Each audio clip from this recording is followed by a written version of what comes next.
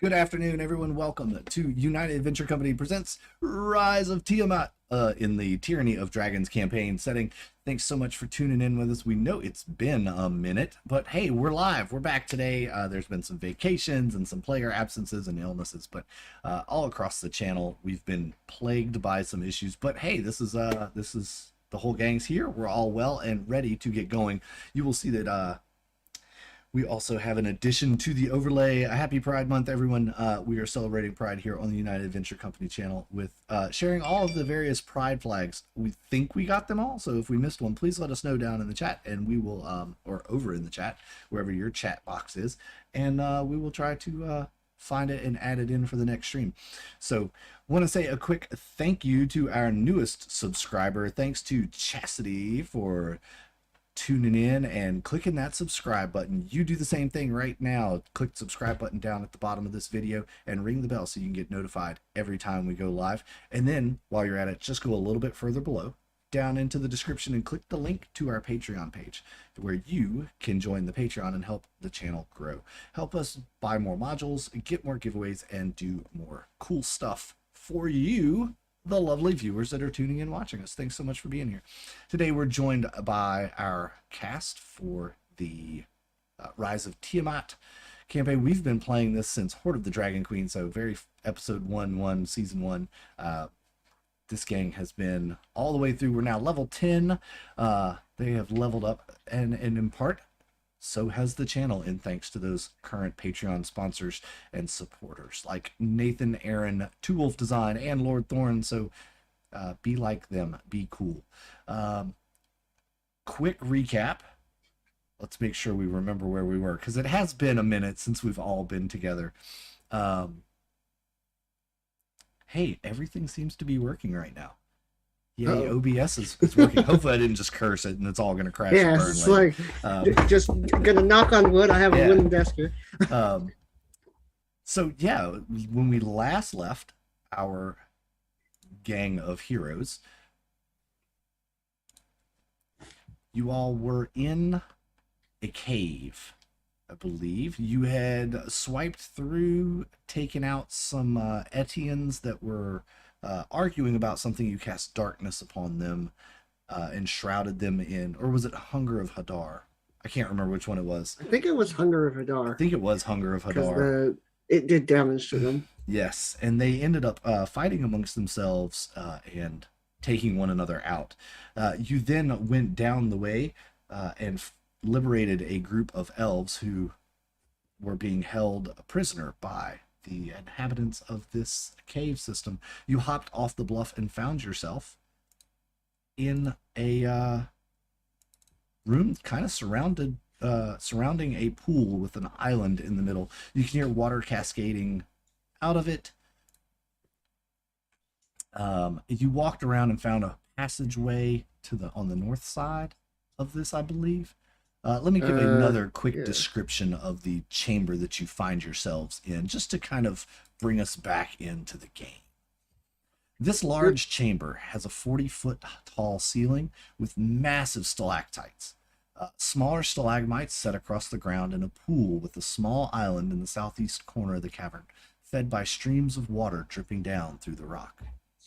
The southwest face, which is where you hop down from a about 25-foot tall bluff, which is where the elves were up above overlooking. There was a shrine up there as well to an ancient god, and I believe, yeah, me and Teo prayed to the waterfall goddess statue and can call upon her blessing in the future. That's right. Owen did as well. Owen yes. Did too. Yes. Okay. The island in the middle is actually a column of stone rising up from what seems to be the depths of this pool of water. You can't really see the bottom. It looks very, very deep. And it rises about 20, 25 feet above the surface of the water. Okay. Hey, Dinar, can dragons swim? Some of them can, yes. Garrow looks wary of the water. Yeah, and I mean, water this deep, a dragon could just wade through. Oh, it's much deeper than you can't really see the bottom. It's very, very deep. Hmm. Perhaps not then, but yes, there are definitely dragons that can swim. There are definitely dragons that can breathe water. Dinar is going to walk over in this direction, and I'm going to take a peek at this sort of entrance here, Up the cavern. Right on. and I want to see if I can find anything, because this is an area that we can get to without having to use like magical limited use movement options. So I want to see what's here first. Yeah. You look up that passageway and it looks like it forks to the right and to the left. It's All right. So I'm going to go a little bit here. Seems like I still can't see what's to the right and to the left. I'm going to go here. And now I think I can at least see that there are creatures to the right and to the left. yes. Can I make you a perception check to see what those creatures are? Absolutely. All right. Perception. Ah, yes. These creatures are, you have fought them before. They are humanoids with the masks over them, the ones that you see there. They have the, like the Cult of the Dragon mask on. Okay. These are wearing green masks and green kind of robes. The other ones that you have fought in the presence of other dragon layers and whatnot have worn the same color as the dragon that they served. But they've mostly fought using weapons, right? They didn't attack us with magic. Yes, for the most part, these specific creatures that you fought have only fought with weapons. All right. So Dinar is going to turn to the rest of the party and explain what he saw and say basically, I think it would be to our advantage to funnel them into this corridor, because if they're attacking using weapons, no more than one of them can attack us, whereas several of us could attack through the corridor and hit them without being able to be hit back. I love it. You know, what we should do is have someone go up there and then, you know, draw them in and run back down this hallway. And then I'll teleport behind them with shadow stuff to cut off any escape, and we'll just crush them from both sides. Yeah. You have long reach, don't you? Could you stand behind me and punch people, or is that not how that works? Oh, I can do that. I could throw a few punches over your shoulder. How are you having this conversation? I would imagine having stepped sort of back behind this corner a little bit and in hushed tones, but Yeah, that makes sense. Okay. I'm gonna move myself, not the dog. all right, I should be using my quiet Garrow voice. Yeah. There you go. Your quiet like- Garrow voice. I imagine there's don't a want bit to of make too much echo around by this cave.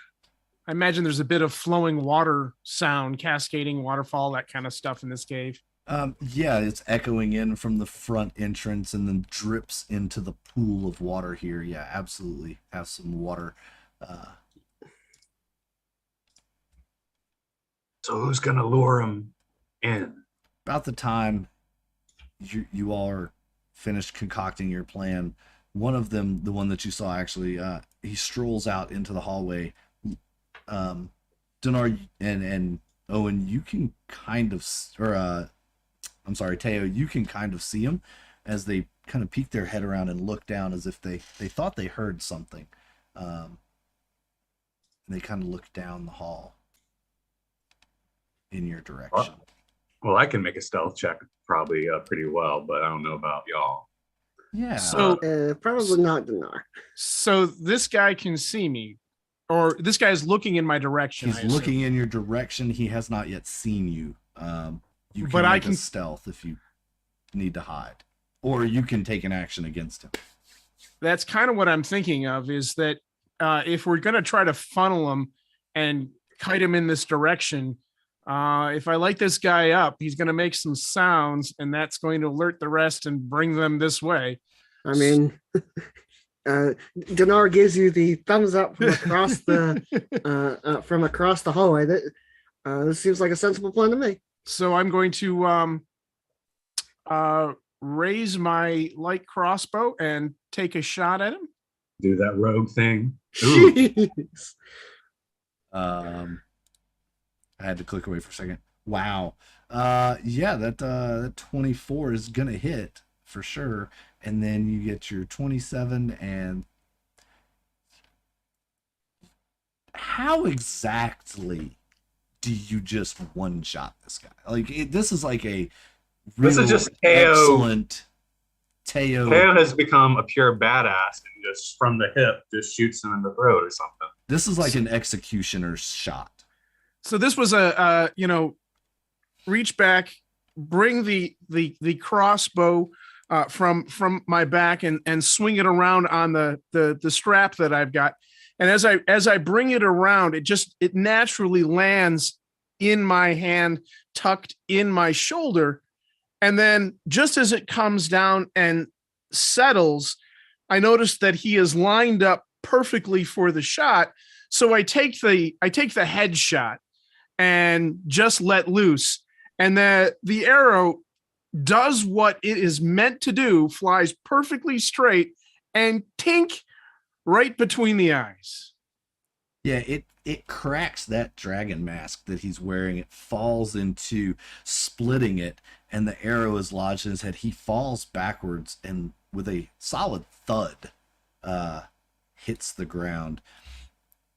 All right. At this point, Dinar is going to walk forwards because I want it to be Dinar and not Teo that is the one being attacked, as we have almost certainly alerted them to our presence now. Well, I don't know. That was like a perfect shot. They might take a moment to notice their friend is dead, but does he scream or is he dead too fast for that? He's too fast to make a sound other than the thud that hits the ground when he the noise he makes when he hits the ground. However, when he hits the ground, you hear the running of feet echoing from the chamber on the right and down the hallway. Is it coming towards us or yeah, is it going it sounds away? like it's definitely coming towards you. You Okay. can hear some shouting. You can't really make out. Well, Dinar can probably make out what it says as it's in Draconic. Some shouting, make ready, defense, let's go. And then you hear a second voice shouting the same commands. They're kind of starting to echo together. Yeah. So it seems like they're like getting ready for battle, but not immediately there yet. So can Dinar take a turn now? I will. Or are we gonna roll I will initiative give you now? guys a turn. All right. And then we'll So- go into initiative. Dinar is actually going to. It seems like they're still mustering their forces, and now would probably be a good time for Dinar to make an attack of his own. So I'm going to walk. I have to get. I'm going to walk right here, and then I'm just going to target the closest one to me, and I'm going to cast Toll the Dead, targeting him. All right, let me pull up his sheet. That is the. Now this guy looks a little different. The 1d8 doesn't apply. So if he's undamaged, I assume. So if he fails his wisdom save, he takes 10 necrotic damage. Where is he at? Why did it open the same? Okay, there we go. It opened the same character sheet for both creatures, even though they're different. This guy looks a little different, by the way. He has a lot better armor than the other 4 individuals that you see in this room and the one laying at your feet. His dragon mask is a bit more ornate. He looks like probably more of a one in charge. And Okay. saving throws. I think he saved. 18. My DC is 19. I have a 20 wisdom. Oh, shucks. No, he just misses it. Unless he gets advantage for some reason. Hang on. I mean, if he does. Advantage on saving throws when being charmed or frightened. So, no. he does not. That's not a All right. charm or frighten. He takes 10 necrotic damage, Okay. and it seems like they're sort of trying to form up. So I'm going to use my bonus action. I'm going to use telekinetic and try and shove this one here 5 feet away from me, sort of trying to shove him into this guy. Not specifically to damage them. I don't think I can push him hard enough to do that, right. but to sort of disorient them as they're trying to get all their weapons ready. So he needs to make a strength save Gotcha. with the same DC as before. Good luck with that one. Yeah, no. All right. So he's pushed back 5 feet, and I sort of like shove my hand out and push him towards his ally like this. Yeah, they kind of stumble together, and that will hopefully slow them down. Yeah, kind of. They're kind of stumbling together. You're up there. Make me a quick. You're focused, so make me a perception roll while you're up, kind of close to the entryway here. Cool. You hear voices also coming from the left. Okay. You can, now that you're up there, you can discern the direction of voices. Before it was all just kind of funneling down the hallway. All right. Well, that is what Dinar is going to do before combat starts. All right. Anybody else preparing? Are we all able to take an action right now, or take a turn right now? Yeah, I think you could take an action, or in preparation, you kind of have got a plan. So I will give you an opportunity to take an action here. And so is Dinar right here beneath the dog? Yes. I'm using the dog for cover. Okay, I'll stand behind Dinar, sort of like we discussed, so I can maybe get ready to punch at him over Dinar's shoulder. That'll be fun. Aside from that, what else might I do? I could have some fun little monk spells, but I think I'll rather save my key. So I'll just kind of crouch behind Dinar a little bit, so I'm hidden, so they don't really see me, and then it's like I'll pop up and punch. Gotcha. Okay. Owen or Teo do anything? I will tell you, you already took your attack on the guy as he came in. Owen, is there anything you wanted to do to prepare? No, nothing. Okay, just gonna move up there and get next to Teo. Gotcha. All right.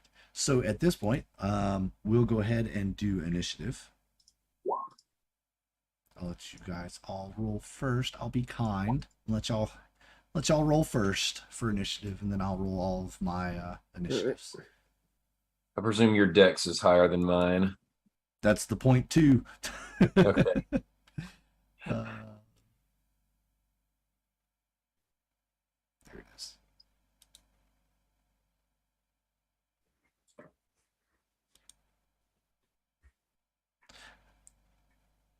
All right, that's those two.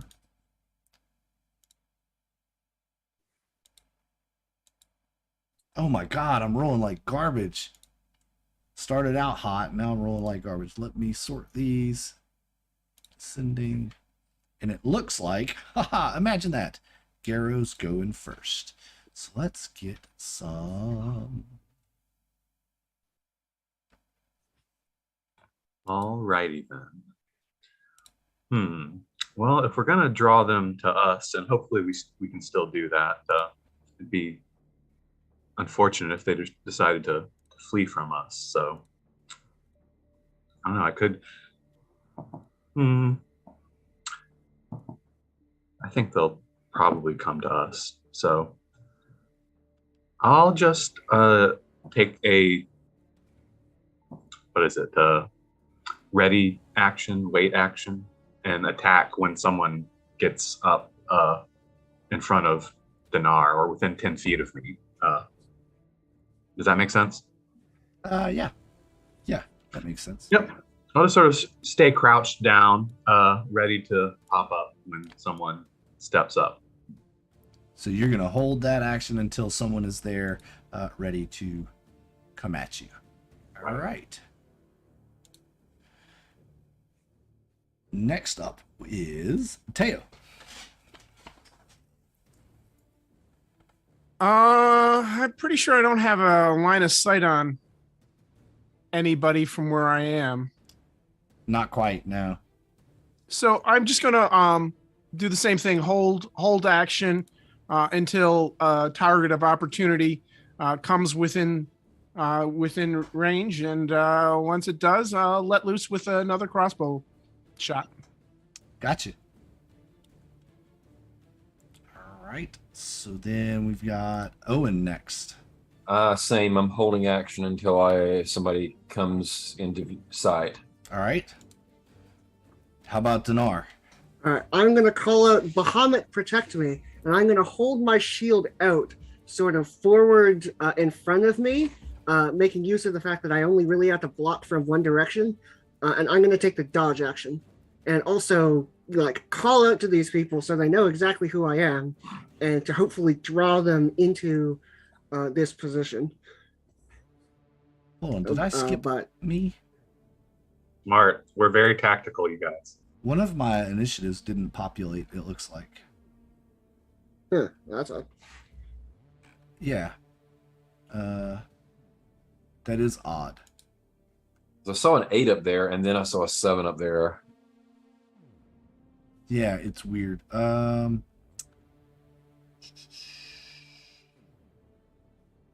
let me do this. Let me just I'll re-roll it and then I'll change it to an 8. Or I'll just add it as an 8.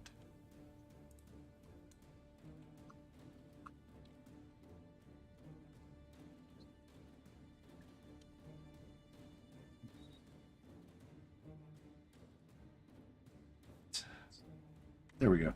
And he goes, I guess, basically right there. So we'll put him into right there. All right. These guys in the back that Dinar, you kind of pushed one into the other, they're taking a moment to kind of separate themselves and untangle each other from one another. The guys on the other two in that room that you can see, they kind of line up in a diagonal, waiting for these guys to get their stuff together. Eventually they do stumble upon and form a diagonal line behind what appears to be their leader. In the other room, you hear a lot of shuffling and moving about. You think there may be something similar occurring there. Cancel. And then the leaders go, the one that you can see in the room to your right, over here, this guy right here, he pulls out of his robes an orb, a glowing green color. He runs his hand across it and, oops, wrong sheet. Don't like orbs. And as he does, he speaks a word kind of under his breath, and a ball of this green liquid comes pouring out of it and flying towards you. And it's going to actually take, it's going to get you with, he's within, so that's 24. He does have advantage because he has pack tactics. Pack tactics. First wait. of all, I'm dodging. And second of all, pack tactics, I believe he needs an ally within 5 feet of me.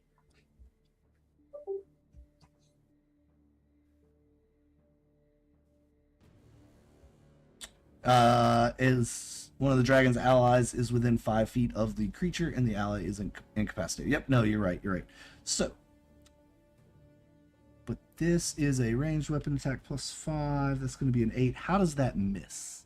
How do you miss? I hate so that. I'm going to say dodge out of the way of it then. Well, like I'm blocking, but I'm going to say he overshoots in this direction and it rams into the wall beside me. Sure, absolutely. That makes sense. And it explodes kind of that way, smattering against the wall. From the left, however, you see another one of these same creatures. He runs out right in front of you and repeats the same action. He too has one of these orbs.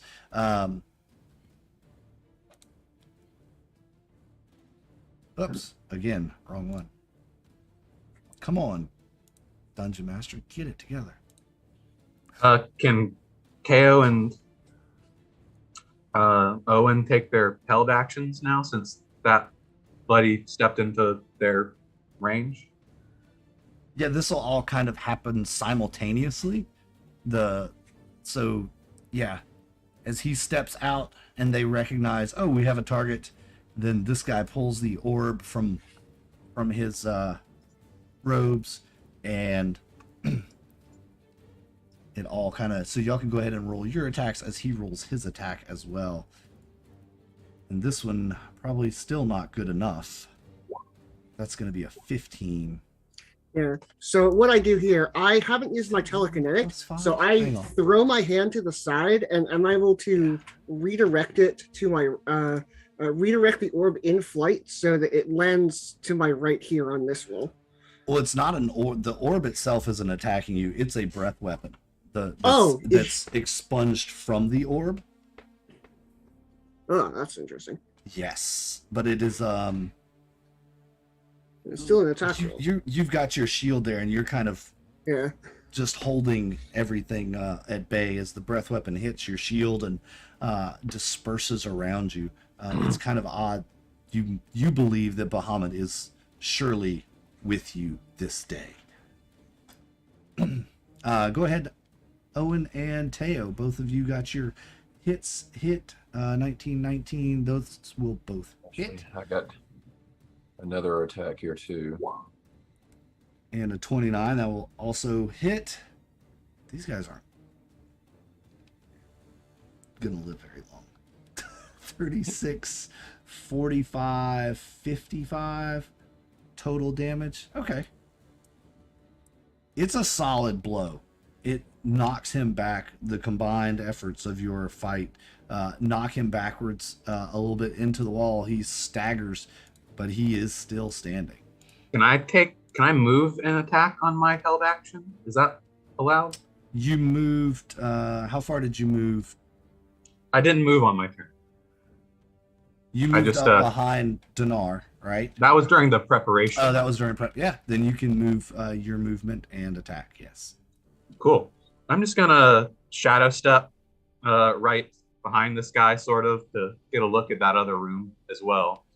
And so with shadow step, I get advantage on this first punch, which is good. 16 to hit. A 16 does hit. All right, that's 14 bludgeoning. All right. And then I'll do one more punch. Ooh, critical hit. Oh, crit hit. Yeah. Hang on just a second. Let me look at something real quick. Go ahead and is it? Yeah, that's all the damage in there. Let me look at this guy real quick.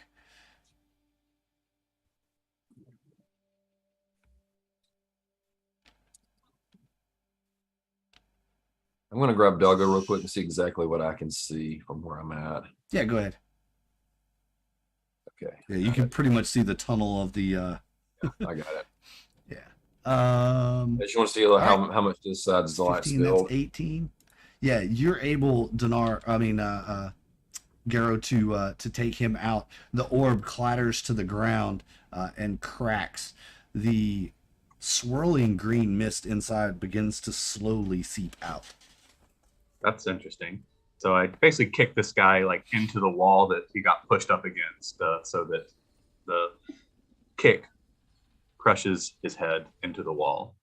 And then I'm just gonna sort of do a pretty cool Garrow backflip handspring and go right back behind Dinar. Right on. Aided by my my winged boots, I just sort of do a double backflip and land back in position. Right. And that will bring us to top of the round, which is Garrow. So you get that double whammy. Well, I would really like for them to come into this narrow space, but they might not do that since they can attack from range. I mentioned that to Dinar. At least one of them can. Yeah, but you know, as long as they can do that and we're just standing here, they can just keep taking shots at us. Yeah, I can take shots at them, but if you can like run forward, punch him, and then run back, that would be great. How shadowy is this room where this, I guess, Good this question. Yeah, sure. It is brightly lit by torches all around, set into roughly carved wall sconces. Long tables made of split logs where they probably sit to eat or play games, whatever. And a cooking fire is burning in the center of the room. Minimal smoke rising out of the center of the cavern and then out into the caves. Okay, but I assume that they individually are casting shadows, right? From the torchlights. The room is lit well enough that their shadows kind of cross each other and into the light, making it very difficult for you to pick out an exact shadow with the light flickering from all directions. I'll give you you've done a lot of good shadow stepping, so if you would to make me a wisdom check on that, Okay, like perception or wisdom. a perception wisdom, yeah. I'll give you a perception. Oh my goodness, that's a terrible roll. Yeah, that's not a very good roll. Yeah, it's the shadows are dancing with the light, and you're having a hard time of like timing exactly when that would be Okay, the best time to happen. let me see here. So I have that. I can do. Let's see. This is this. I think actually I'll be just fine. To just move and attack and come back. So I'll move here. Is that within 10 feet? Yeah, so Garrow's long arms are going to strike out at the orb wielder here All right. with a double punch. Actually, let's make it a... How many punches can I do these days? 3, right? Yeah. I think If I 3, use, yeah. if I use a key point.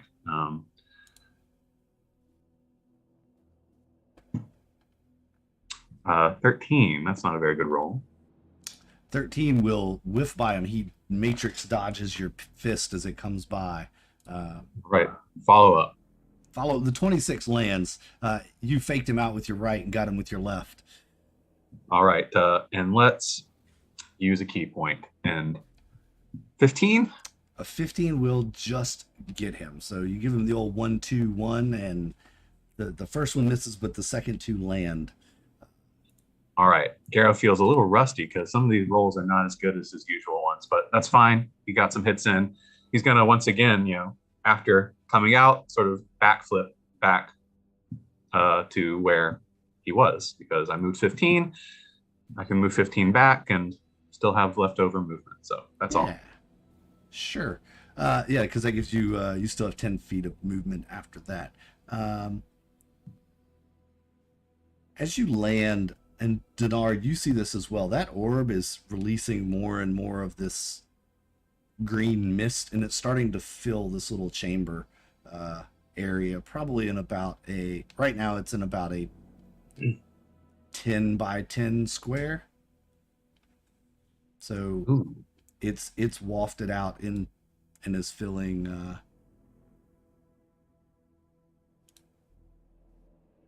probably about this space right here. If y'all can see that square I drew. Okay. Yeah, I wouldn't breathe in that stuff. Yeah. Does it block vision? No, it's kind of wispy, kind of like the Okay. smoke that's rising from the fire. And with that, we will go on to Teo. I guess you can kind of see this green, and Owen, you probably can see it too as it billows up, filling the chamber. So I can see this green gas stuff, mist emanating from a spot on the floor.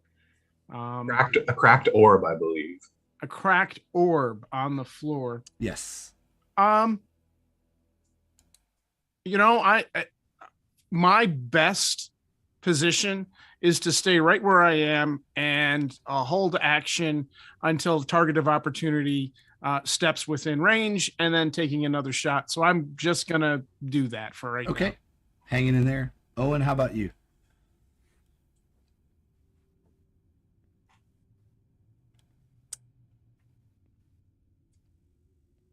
Mute. Oh yeah, you're on the mute button. Okay, sorry. Yeah, I'm holding action and unless I see someone come in. Okay, cool. Dinar, how about you? All right. Well, I'm going to bring out a new spell. So I chant a prayer to Bahamut and I cast Draconic Guardian. So I'm going to summon a sort of golden spirit. This isn't actually a real dragon, but it's a spirit that looks like a dragon in this space here. Okay. And then, so it occupies its space. And if a creature hostile to me moves to a space within 10 feet of it, they need to make a dex save, taking 20 damage on a failed save or half as much on a success. And once the spirit has dealt 60 damage, it fades. So that's my action. So I'll pass the turn. All right. Wow. Who's your friend, Dinar? You all are. And not the cultists of Tiamat. All right. Definitely impressed by this Draconic Guardian's appearance. The excuse me. The big baddie in front of you, the guy with the ornate mask, he takes the orb. Frustratingly, first thing that he does is he jumps in the air, and you see wings sprout from his back, kind of like Dinar's have in the past, and he flies over here. That's 5, 10, 50. Yeah, he flies over this way as so he can get a little bit better line of sight down this hallway. He pulls back the orb and he tosses it.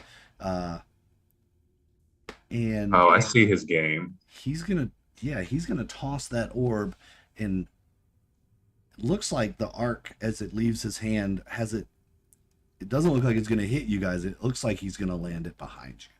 So short of a critical failure. I can't use deflect missiles on this. It's not close enough to me, or not aimed at me, I guess. It's not aimed at you. So question. This thing's flying through the air, I guess it's gonna fly sort of like this direction, right? Yeah, it's gonna kind of go like in an arc, like he's trying to get it in this kind of trying to cut y'all off, right? So when I see it appear here, hang on, I might show you where here is. When I see it appear in this area, could I try to hit it with a spell? Is it a defensive spell that counters things targeted at you? No. It's an offensive spell? Just an attack, like shoot the orb. Yeah, because I was holding action. Yeah, you I can attack it. you can attack the orb. Yeah, let me I have to pull up some stats for it. Give me just a second to do that. Yeah. Probably has a decently high AC for being a small little orb. Yeah. But I've got 2 shots at it though. yeah, I mean, I think it's a good idea. Yeah, you could take a shot at it. Let me roll to make sure I don't critically fail the toss here. And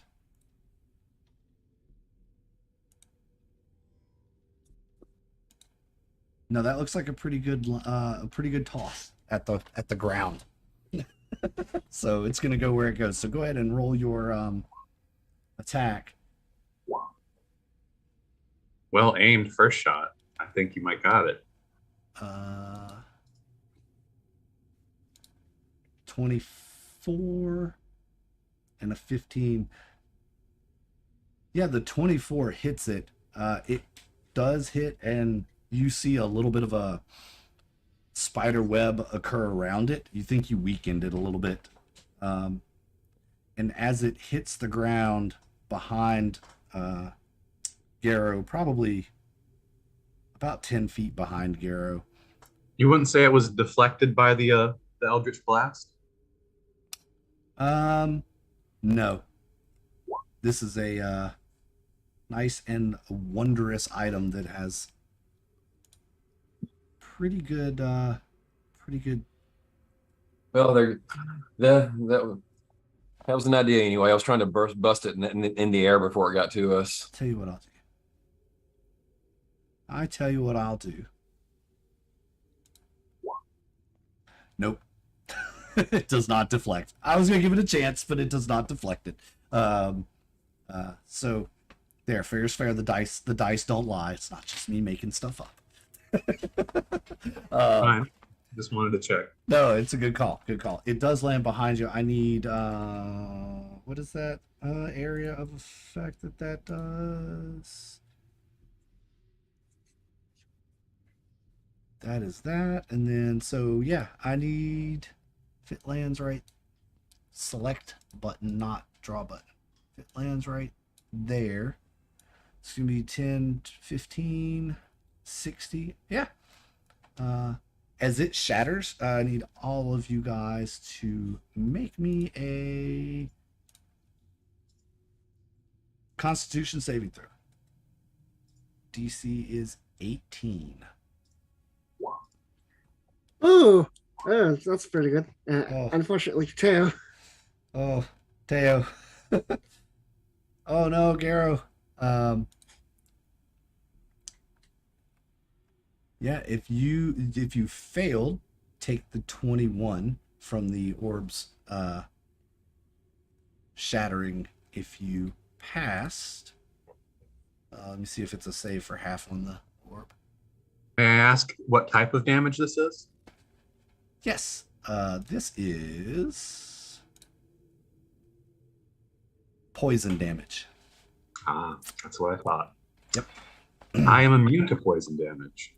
So yeah, there you go. You don't take any damage. That's right, because you drank from the thingy. No, because of this. And I did look it up. 10th level monk stuff. Oh, Of monk course. stuff. Yeah, that's right. But I thought it was according the to decanter Jeremy- that you drank out of. Yeah, according to Jeremy Crawford on Twitter, that includes poison damage and the poison condition. So Yes. I would say that Garo's life in the sewers has prepared him for so poison damage. immunity, the monk. It is not a save for half because this is the orb, not the. This is just a. So it's no damage. If you So- save, there's no damage. If you failed, there's a 21 damage. DC 18, right? So I barely saved. Yep, you made it. So as a point of reference, I'm not sure how much time has passed, but when we first entered, I believe Owen and I took a drink from the flask from the The cups, pitcher, yeah. pitcher stuff. But I don't know how long that lasts for or anything like that, or how much time has passed. Wasn't it like 24 hours? Something? Maybe I'm making that up. I don't know. I don't think we ever determined how long it would. Like, you guys never learned how long it lasted, Right. Because you never got the Yeah. effect. Never. So you were just like, yeah, Came I'm into gonna, play. Yeah, it never Yep. came into play. So I'm just looking at the distance traveled, the time that it took, combat. Yeah, you can take half. Okay. So that would be 10. 10, yes. Okay. All right. And he is still in flight, and we'll move the remaining 5, 10, 15 feet behind his line of soldiers. Garo inhales the poison mist, and his eyes kind of glow with ki as it just actively neutralizes them. Yeah. And as they see that's what makes him fly backwards, like, oh shit. Maybe this wasn't such a good idea, boys. let's retreat. And he starts calling out, stand your ground, stand your ground. This box of, if I can get it, has spread another 5 feet. And there's also sort of a box on top of or behind me. now my 7 went away. Did y'all see that? I didn't. It happened too fast. Did you was it connected to that token that we I killed? bet it was. It probably was. Yeah. Dang it.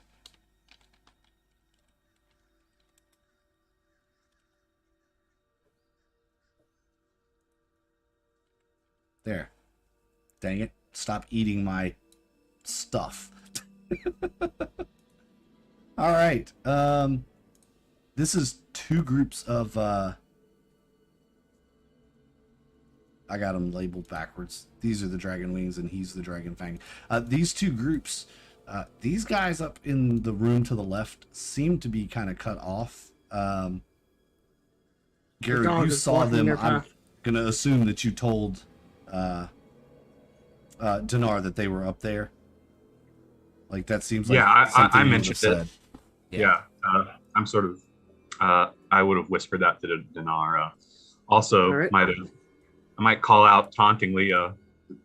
These green dragon cultists are afraid of a little poison. Or maybe I just question that to myself.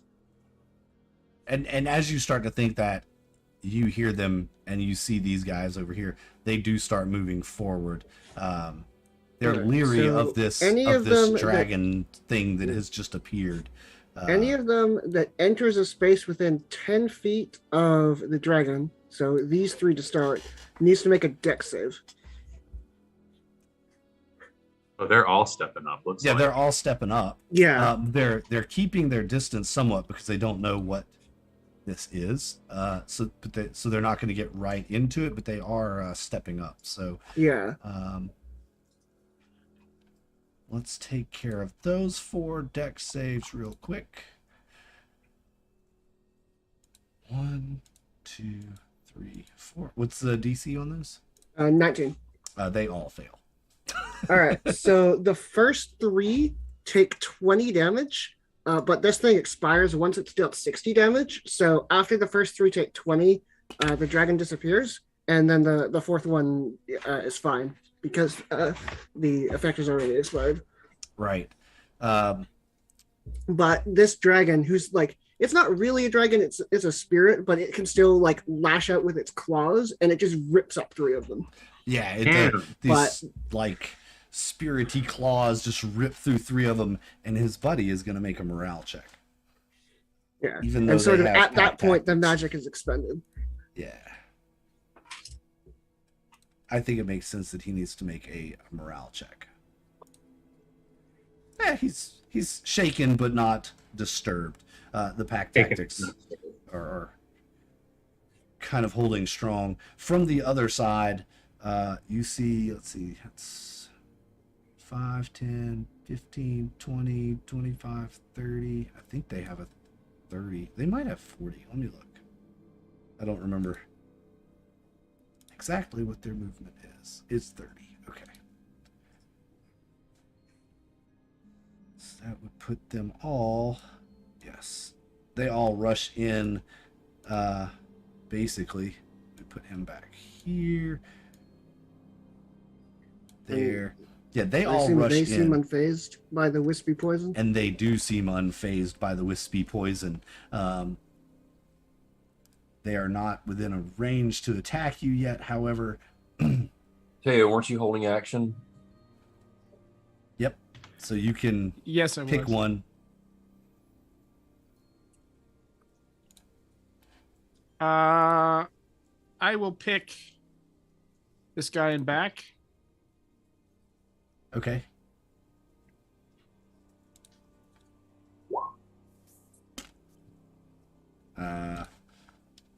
Splat. Yeah. It was the guy kind of. Wait, not that one. Was it the guy on the right in the back? The middle guy. Okay. Splat. Yep, he splats as you're just taking pot shots at these guys. It looks like you might actually your plan may actually work, even though it's not exactly what you wanted it to do. And We have 1, 2, not 3, been 4. surrounded. All right. You So have not been plan is surrounded. working so far. The squishy ranged people are in the back, safely out of harm's way. Garrow? Safely.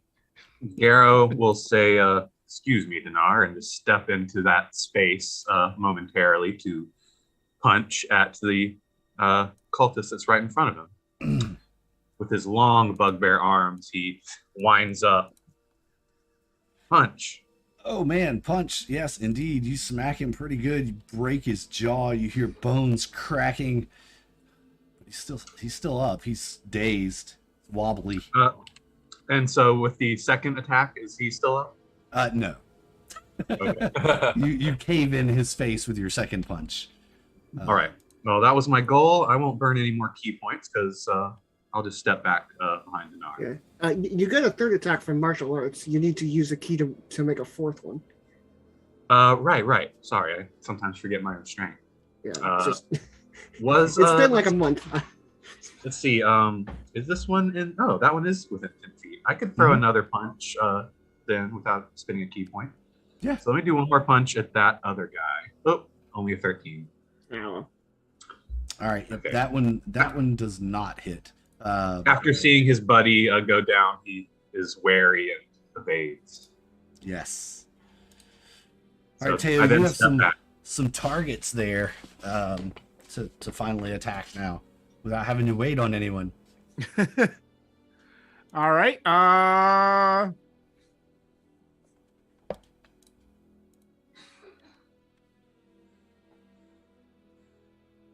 I guess I'll try this guy in back on the east side.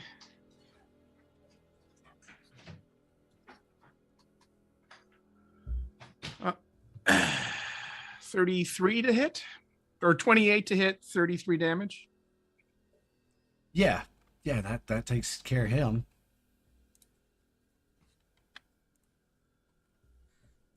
Anything else?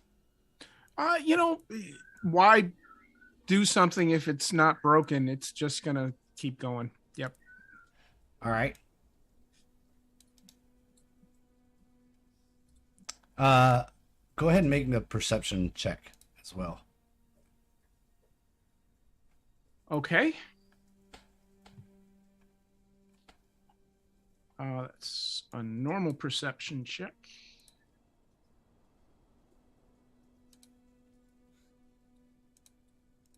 Ten. Right. Fantastic. Cool. As that happens, anything else? You're staying Yes. put. Owen, it's your Guy turn. dead now? Yeah, Sorry. he's dead. Yeah, sorry. I was doing some stuff Yeah. on a different part of the screen. Okay. I just want to make sure. So I'm going to move here to get a better line of sight on this guy. And I'm going to Oh, Dude, yeah. 25 damage. Taking care of him. Pew. And that's all I'm going to do. Right on. That's 1, 2. All right, Dinar, it's your turn. All right. I don't think I need to use more spell slots for this fight, so I'm going to cast Toll the Dead, targeting the flying one. Yeah, he's definitely within range, Yeah. Cool. and he is damaged because I hit him with the Toll the Dead previously. So it's 17 necrotic damage on the failed save. That's a 15. That's gonna be a not pass. So 17 Yes. damage, you said? Yep. Okay. Not a problem. And that is Dinar's turn. Nice job on the damage roll. Yeah. All right. And it is now his turn, and he lets out a cry. You hear him scream. Dinar, you recognize the language as Draconic. He is yelling for Cuthu, come forth. We call upon you now. Your lair is under attack. Ooh, I don't love that. You hear that. All right, and you can kind of tell, like, Dinar, who is, not super tense, but like feeling in control of the situation, suddenly tenses up, and you can tell that whatever that person said, has freaked him out. And you see the three of them start retreating to a small tunnel on this back hallway, back of the room.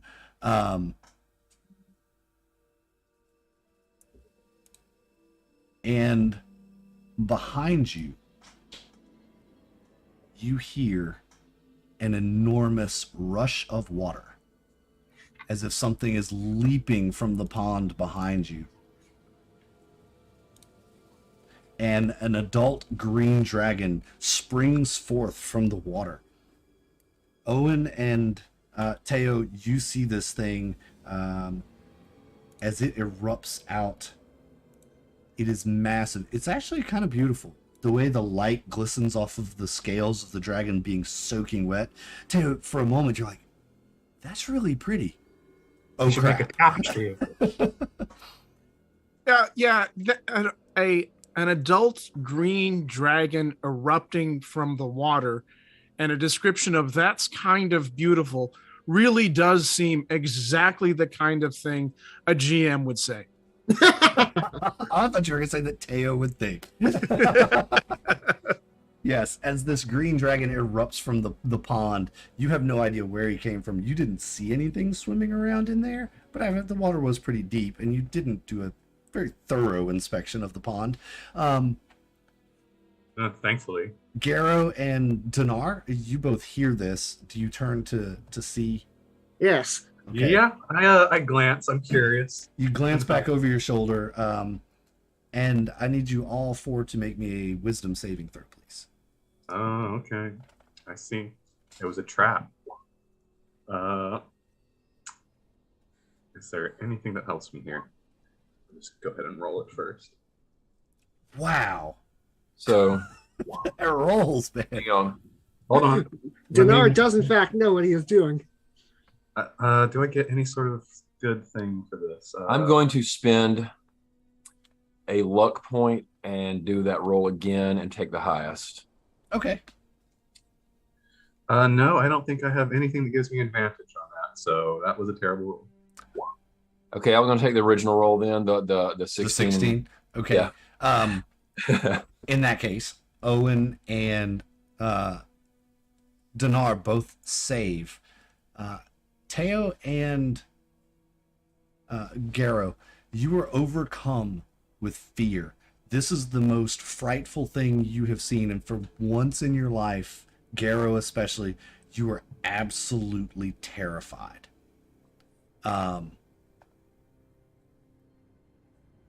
Basically, it's dragon fear, frightful presence of the dragon. You can repeat your saving throw at the end of each of your turn, ending the effect on a success. So the DC is a 16. So And luckily, so Owen does- just made it. What does the effect do exactly? Fear. Is this just You fear, become essentially? frightened for Okay. 1 minute. Yeah, so So- fear, you have disadvantage on attack rolls and ability checks while the source of your fear is within your line of sight, and you can't willingly move closer to it. Correct. Got it. Well, understood. Garrow is scared, although he does think that dragon would make an awesome tattoo, like coming up out of the water. It's currently very scared. Yes. And seeing that and having the fear, this thing basically goes almost all the way up. You don't know how deep it was, but it stops about 10 feet from the ceiling of the cave, flapping its wings, and you see that it is not real happy that you guys are here. So it's currently flying above the water. Yes, it is currently flying above the water. You think it odd that it hasn't swooped in, but you know you're in a narrow channel and maybe it can't get to you. Well, that's fair. We're not very happy that it's here either. All right. Let me go ahead and roll initiative for the dragon. And I need to put in some dragon-y music, I guess. Dragon initiative 15. Oh no. Oh no. Oh no. All right. So that will bring us to the top of the round, which will be Garrow. Garrow is overcome by dragon fear. And he's thinking right now that on the one hand, it would be good to chase down those cultists, but on the other hand, the real fight clearly is here. So Garrow is going to use his action to take a meditative breath and use stillness of mind to end the frightened effect. Nice use of your abilities there, Mr. He Monk.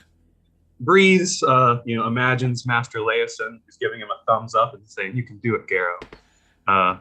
And he becomes calm. And so, Oh, I forgot one thing. Go ahead. I'll let you finish, and then I'll expand the. what else can I possibly do here? I mean, I could charge right up to the dragon. That doesn't seem like a good idea. I might just, can I talk to Dinar real quick and just say, what do you think we should do here, Dinar? You should get out of this corridor right now. Because currently it can hit all four of us with its breath weapon. Dinar would know, I think, that a green dragon's breath weapon is like a beam, basically. Yeah, it's a like cone. a jet of. Oh, it's a cone. I think it says cone. Let me double check. I'm pretty sure it's a cone. I don't look at the cone, most. yeah. All right. Well, basically, right now it can hit all four of us with its breath weapon, and ideally, I think you should end your turn in a position where you're not within range of All right. being hit along with the rest of us with its breath weapon, because it's going to move before any of the rest of us can. So Okay. you at least can save yourself. That's a good point. So Garrow's going to say, I'm going to go cut off those fleeing guys and move further into the thing. So maybe it can't get all of us or get to us as easily. But I just want you to know, I'm not going because I'm afraid. Yeah. Nice. Garrow's going to move from here to here and start punching on this cultist who'd be trying to get away. Okay. So let's start with the punch. 15. I seem to recall that. Yeah, I think You 15 used your hits. action Yeah. for stillness of mind. Right. No, you're right. So I can't attack. Wait, is so, that an action? Yeah, Yeah, it is. unfortunately. It is an Yeah. action. Yeah, Sorry, you can sorry. use your action. Yep. It's a good point. Yep. So If you have a Is there- bonus action attack, you could use a bonus action. If you have anything actually, that's- I actually would like to shadow. Is there shadow here in this hallway ahead of them? Yes, there is a shadow cast into that hallway from the torchlight on the walls. I want to shadow step right there. Let's see if I can bring Doggo up here to get everybody. Okay, there we go. And with that, I'll end my turn. Fantastic. With that also, this expands another 5 feet. It's very wispy. Dinar, it smells really bad. You think if you stay in this bubble for too long, you're going to maybe start feeling some effects of it. It's not instantaneous like the big explosion was, because this is kind of just a wispiness. Well, The I orb is now think just empty, but I think call it a hunch that something that is instantaneous might be happening right now. maybe. Yes, the dragon flies just a little bit to the edge of the water. He bows back with his wings and takes a deep breath. And sure enough, he is going to breathe down upon you all his breath weapon of a poison. So I need everyone to make me that Constitution saving throw, please. I'm going to use another point of luck. I assume that would be a disadvantage. I'm going to use my original roll. For you, yes, because you are afraid. Right? Frightened. Yeah, saving throws and, or is it skills and attacks? It's ability checks and attack rolls. So yeah, not on this one. Okay. Yeah, straight roll. Advanced die roller. Ooh, That's That's a hopefully good good thing. enough. That's good enough. The Yeah. other two, not so much. Yeah. I believe I have the ring of poison resistance that Teo gave me. And Owen, you drank from the Right. thing, right? So Right. you So both will technically, take all of us take half of this, half of but it's still going to be a large number. Yeah, that's 33. each. 33. Wow. Yeah.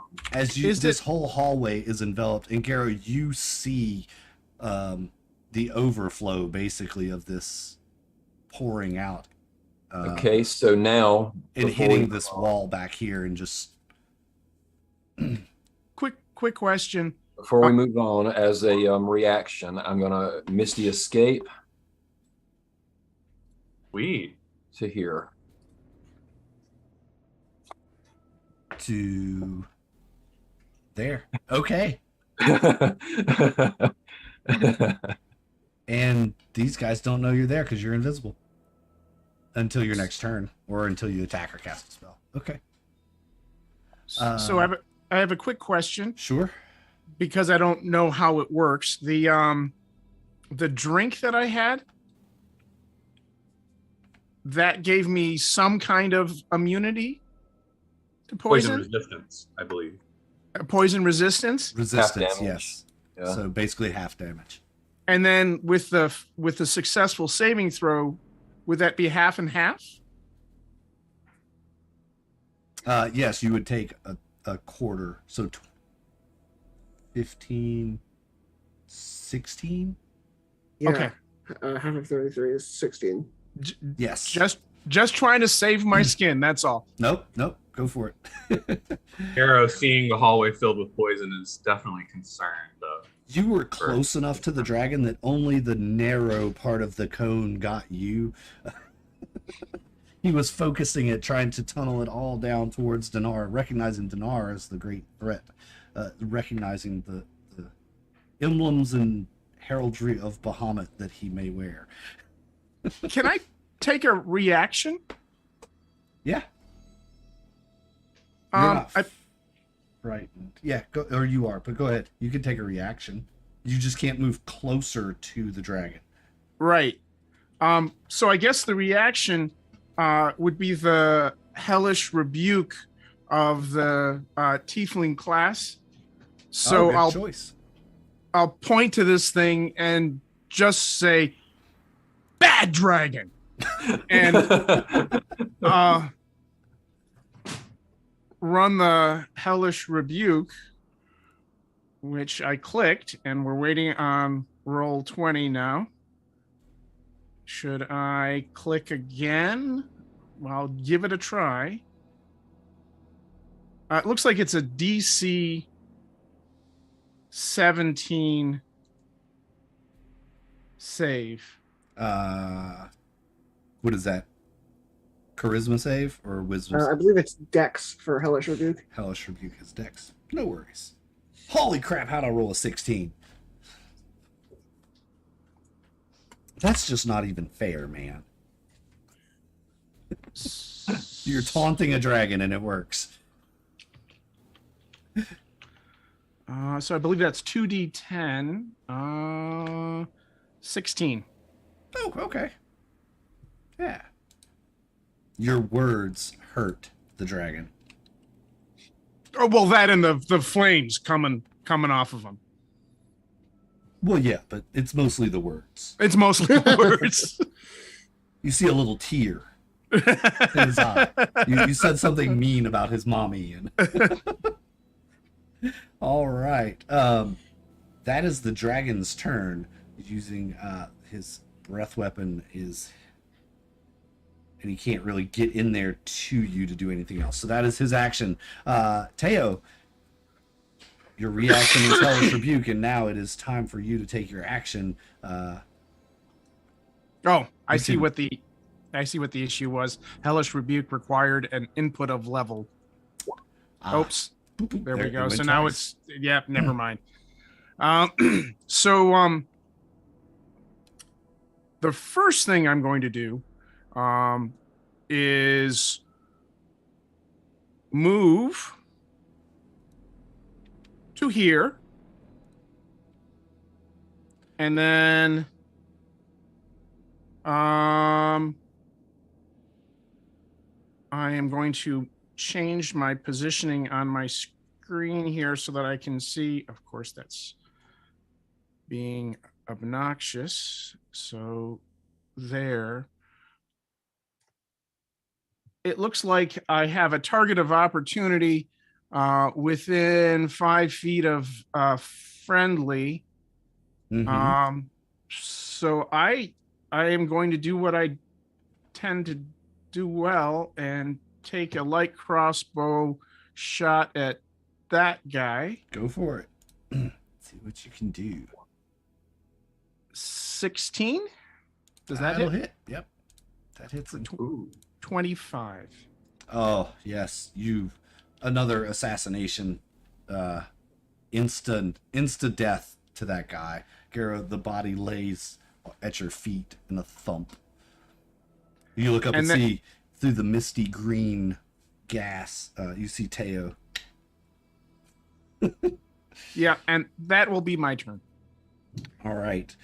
This mist that you're in is kind of stinging your eyes a little bit. Just so you know, as you step into this purple box, that's going to kind of sting your eyes a bit. And Oh, wait, I think I can I do as a bonus action do another movement? Yeah, you can dash. yeah, as a you bonus can action. dash as a bonus action. Oh. The Well, one thing I'm curious about then is how did you get advantage? Oh, Uh, that's right. That would have been a A 15 disadvantage. still hits him. I thought Okay. it was because he was within 5 feet of me. Oh yeah. It Yeah, is that gives you attack. sneak attack, but not advantage. But if a 15 still hits, then The that's 15 fine. still hits. Okay. Got it. I always get confused about that. It Yeah, it's used like- to be you got advantage with sneak attack, like in the early playtest days. But they changed it. So if I can move another 30 for a bonus action, I will do that and move to here. And then end my turn. Okay. The invisible Owen. Poof. I reappear. I'm going to target this guy. Is he still standing? Fine. Yes, he is. Say one more time. He's still there. He's not looking so hot. His mask is all cracked up. His robes are singed, and he's still standing though. Flying, right? Or yes, flying. He's still floating, flying. Yes. Anything else, Owen? No, that's all for now. Stand Yeah, put. okay. Thing I forgot from last time. Teo, I think you can make a save against the frightful presence. Yes, actually, you do have to do that at the end of your turn. Thanks. And Tonight. that is a wisdom Yes. Yes. Thank you. I forgot that. disadvantage, right? Oh no, No, it's not just a straight disadvantage. roll. Just a straight Got roll. it. Nope, you were still afraid. Still afraid. Yeah, it's a DC 16. All right, now it's Dinar. Well, Dinar's gonna call to the rest of the party. Are we gonna fight this dragon, or do you want to fall back further into the cave? You're the expert, Dinar. This dragon's got to die, right? Yes. So Dinar is going to take a step here. He's going to kneel down, and I'm going to cast the newest spell he's learned, and one that he actually spent quite a bit of time practicing, because this is not a simple spell. I'm going to cast Summon Soldier of Bahamut, and I'm going to summon, for real this time, an actual dragon. Right on. And I'm going to climb on top of this dragon. It's going to like unfurl its wings, fly into the air. And it's going to fly over here, and I'm going to shoot. The other dragon twice with dragon firebolt. I have a very special song, newest track out that I've downloaded from Tabletop Audio called Dragon Rider. It should be So I perfect assume for a this. 27 and a 25 both hit. Give me just a second to get back to the character sheet. Yes, a 27 and a 25 do both hit the All dragon. right. Well, that's 26 radiant damage. Okay. And that is my turn because it takes my action to do the summon. Cool. As you fly out into that more open area, you see on the ground beneath you, kind of behind you, some more of those foot soldiers running down the tunnel. Perhaps they were outside on patrol or something, but you see more of them running in. Okay. Ooh, that's a little loud. This is very majestic Dragon Rider music. I mean, Dragon Rider seems like it would be a very majestic occupation, so. Yes. What are these guys cut off now from their retreat with Garrow standing there. The one that looks like he's been kind of calling the shots the whole time. Garrow, he's gonna step up to you, draw his scimitar. He's going down fighting if he's going down at all. And with multi-attack, he swings twice. A 22 for the first one, and then a 9 for the second attack. Well, 22 hits. So that will be 15 damage. Right? Yep. 7 piercing plus, or 8 piercing plus 7 secondary as, that's weird. Why is it worded that way? Oh, it's poison damage. Sorry, I had to figure out how it was worded. But so if that's poison, then you don't take that. You only take the 8. Right. So 8 slashing damage, you said, right? 8 piercing. Piercing. Okay. Yes. Garrow bleeds and sort of just smiles a little bit. All right. The next guy, he too shall run up. 5, 10, 15, 20, 25 right there. And he too is going to take a stab at you this time. But luckily he's there with his buddy now, and they're there together.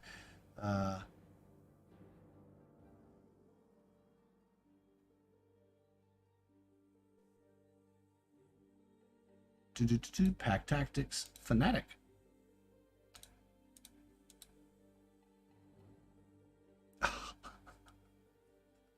Thank God he has advantage. Because he would have just killed his buddy. So with pack tactics, he gets advantage, and then fanatic advantage gives him once per turn when he makes an attack, weapon attack with advantage and hits, the target takes an extra 2d6 damage. So we'll say the first one was the fanatic advantage. So that will be 7 plus 5. That's 12 plus 2d6. Come here, 2d6. Another 7. So a total of 19 slashing damage this time. And, so that's all slashing? All that is slashing, yes. Ouch. So 19. Okay. Garrow looks a little bit less cocky with that second slash, but still doing all right. So let me just... And the poison cloud expands another 5 feet. 5, 10, 15. Okay. All right, Garrow, it is on you now. All right. So remind me, how do I call upon the blessing that I got from the waterfall goddess? Is that an action or like free action? It's been a minute, so let me go back and read how that works again. No problem. Because I'm going to definitely go for shrine. Characters who pray for assistance in fighting the dragon can receive a boon, water breathing, bless, or other useful spells. Basically, you just have to pray out to her name, call out her name, Eldath, goddess of waterfalls, and then whatever your prayer is. And okay, I'll just say what is it you're trying to for bless? Yeah, I'll say bless me Eldath, and sort of throw my hands up, and I guess maybe like a little bit of almost, I don't know, moisture. Like you like make the rain like fingers? Yeah, like a little, I guess a little bit of rain falls and I make the rain fingers. Yeah, sure. You are washed with the spiritual feeling of a waterfall cascading over you. And then you have been impacted by the bless spell, giving you a D4 on an attack or saving throw for the duration of the spell, which is 1 minute. Yes. And let's see here. So is that an action or a bonus action to do that? I think it was just a free action is what Free I action. interpreted it as. It does not say it is an action in the description. It says characters who pray for her assistance. So you're basically just speaking, and speaking is not an action. Okay. Yeah, speaking's a free action on a turn. So let's see. I have bless, and I'll remember to roll with that. So When you roll, you get a D4 additional. So yeah, just make sure you make a note of that. yeah, isn't there a way on Roll20 to like auto bless? I can't remember, so I'm not going to worry about it. I but don't know. There's a macro you can install, but it takes some background work. Sure, no worries. I'm going to attack this leader who came at me first with a punch. Try to take him down. Oh yeah, you punch him, he goes down. He wasn't looking so hot, but he goes down. And the other one who really damaged me, he's going to get a bunch of punches. So 1, 2. Oh, the second one is enough to put him out of his misery as well. Garrow sort of, looks a little bit bloody, but certainly eager for some more combat. So I used my action. I have not used my bonus action. And so what I could do is remind me what so many features at level 10. I know, right? These guys started getting kind of powerful. Let's see. Step of the Wind lets me take dash as a bonus action if I spend a key point. I think it's worth it to get into combat with the dragon more quickly. So I will do a dash move, and my movement is 60 now, so I can move 120. Wow. Yep. Fast as the wind. Step of the Wind. First, I step here, like whoosh, in an instant. And then that was 40 feet. And then I activate my Boots of Flying, Winged Boots, I mean. Yes. And your winged boots. Clicking his heels together, he takes to the gonna air. just. This is Dangero. But gosh, can't have Dinar out there alone. Well, what should I do? What should I do? Can I take that back? I'm not going to Step of the Wind. I'm just going to move to right here for now and end my turn. Just gonna move back into the cloud and end your turn. Okay. Yeah. And since I'm immune to poison, I don't worry about the cloud for now. Yeah, I think I'd rather save my key and instead engage on my next turn. Right on. Cuthu lets out a roar, a bellowing roar. He swoops forward towards Dinar, flying off the edge of the water. His wings back, and Dinar, he is going to come at you with everything he's got.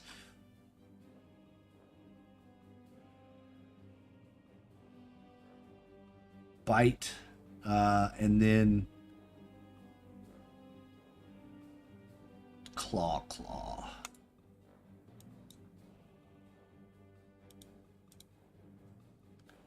Ooh, that's some good rolls. So he is actually going to be attacking your dragon. Does your dragon have stats? Because he's not yes, going to it be able to does. get to you. He's going to have to get to your dragon. Yeah, so the dragon has an armor class of 16 and 40 hit points. How high in the air are you flying? I'm going to say 10 feet. You were just up off the ground, and yeah, because Well, it's just, you said this cave was 40 feet high? yeah, Yeah. he was basically about 30 feet off the ground, so he's going to swoop down towards you, Okay. and That's going to be a 19, a 26, and a critical. All three of those hit the dragon. Yeah. So that's going to be 24, 37, 43, 57. Yeah, 57. All right. So he bites through the summoned dragon's neck, and the claw just shreds him and vaporizes him. And that kills the dragon. Yep. And I will drop. 10 feet. I will take a d6. Yep. Hold on. I'll take a d6. That's 4. And then I would have to make a concentration check, but I'm not concentrating on anything anymore. Right. Once he attacks, he finishes by kind of circling around, right, and rallying above his soldiers in front of them right here, and he circles around behind you. That will end the dragon's turn. Teo, it is your turn. All right. It's gonna be okay. That's 2 rounds. I'm not seeing any targets of opportunity. No, but you do see the tunnel that leads out where they were trying to go. You know, there's more to this complex. Yeah. I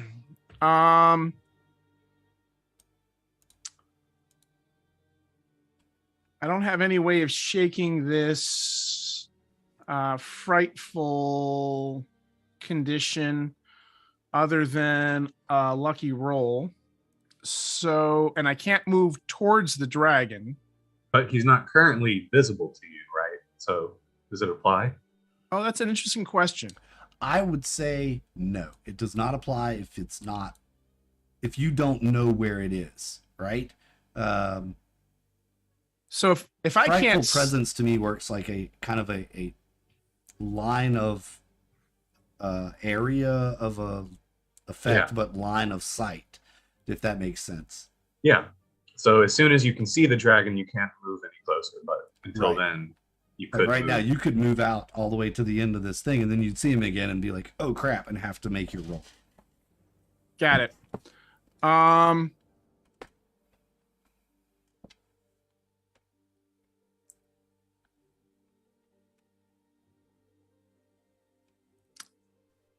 Decisions. Let's see here. I guess I'm going to try to move.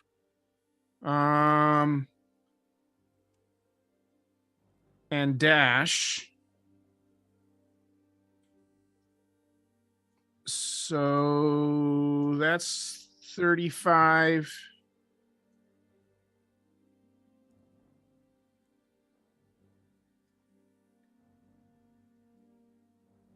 And 25. I still, Yeah. I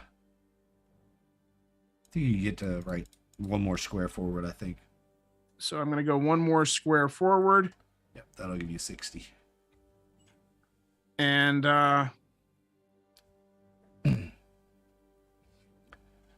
You can see Dinar from there, kind of getting up, dusting himself off. You heard this bellow of a dragon's roar before, and you can see Dinar, but you can't see anything else around him. so move, bonus action. I have an action.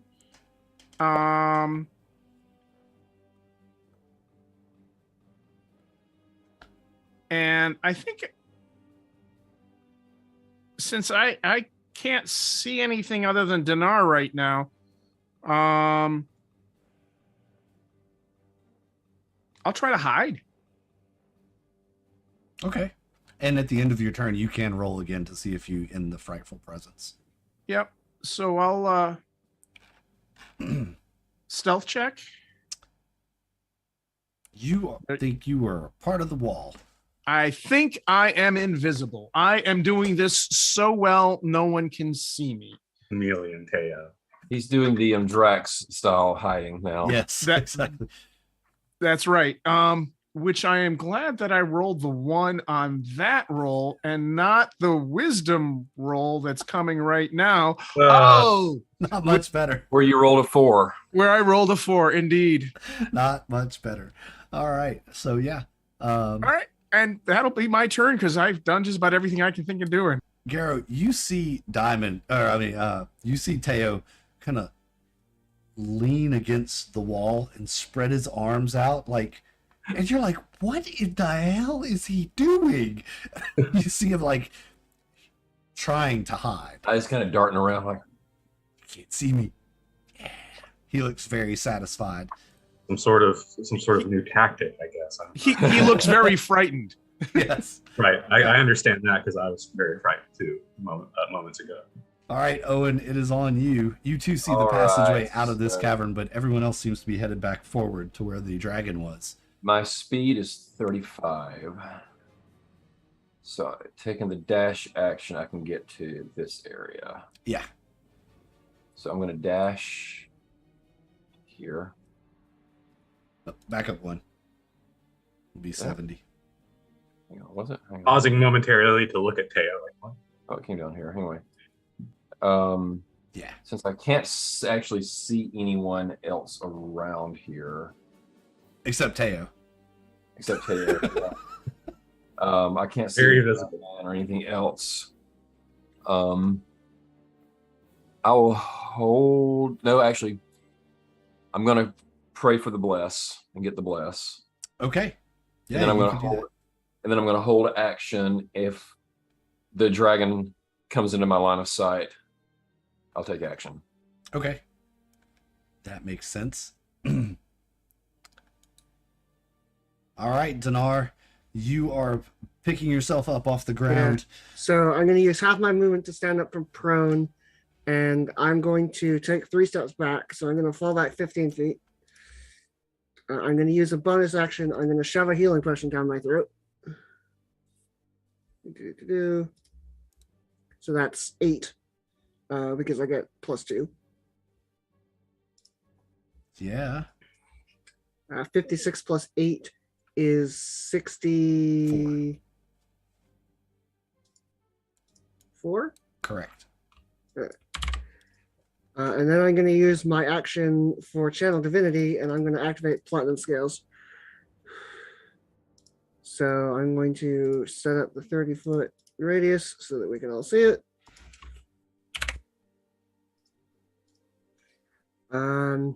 Unfortunately, that's as much as I can do for this turn. So I'm going to end my turn and roll for temporary hit points. All right. 13. That's a reasonable amount.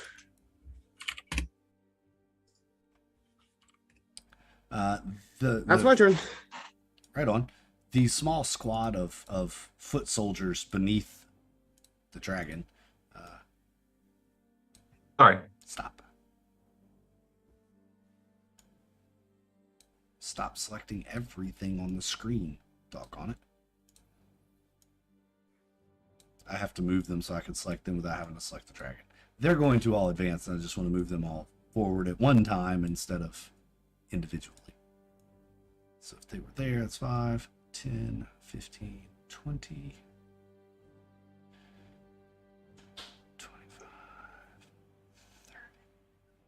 Yeah, they'll just move forward. All of them, except the dragon fang, the more ornate one. Yeah, I feel like the name should be swapped because the dragon wing is the one who flies. Right? But you know, Hey, whatever. Just another little thing with this module that's, a little squirrely. But This module's been a lot better than the last one, though. That's yeah, fair. a lot better. And there's far less travel. Yeah. He is going to use he pulls an orb as well out of his robes, and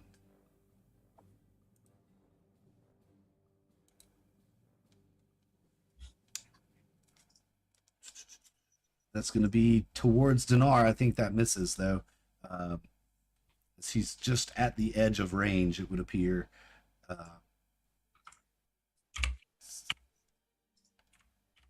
Next is Garrow. It is your turn. All right. So should probably get out there a bit to see what's going on. 5, 10, 15, 20, 25, 30. Still don't see the dragon. 35, 40. Can I see the dragon in the distance from here? Let me zoom out a little. Yeah, you can see him from there. And bring the dog back down here. Ah, yes. Okay, there we go. So that is a distance of, okay. And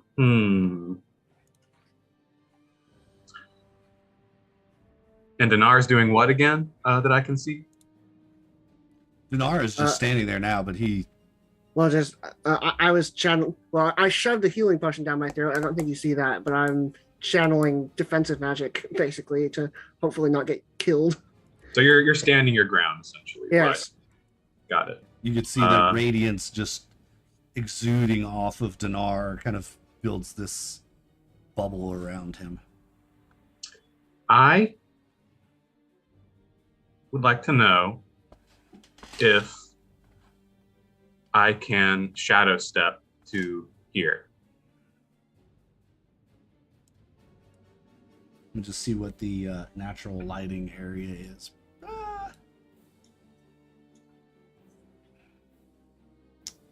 You would have to get right up against the wall. That's fine. Yeah, and be basically right in where that curve is. Right here? Yeah, right in there.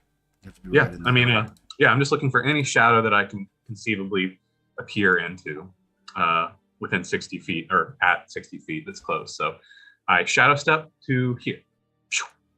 Poof. Poof. And now I see the dragon. I see the cultists.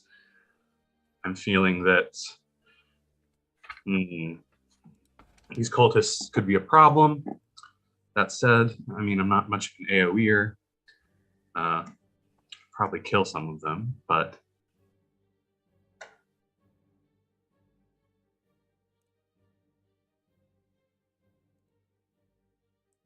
sorry, I'm just thinking. No worries. I am gonna fly up behind the dragon. Activating your boots. Activating my boots. And let's see. Other thing that I should do is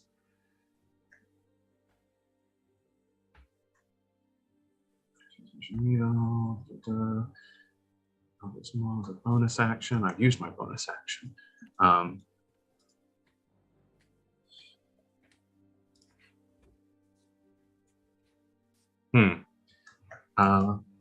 Maybe I should rethink that.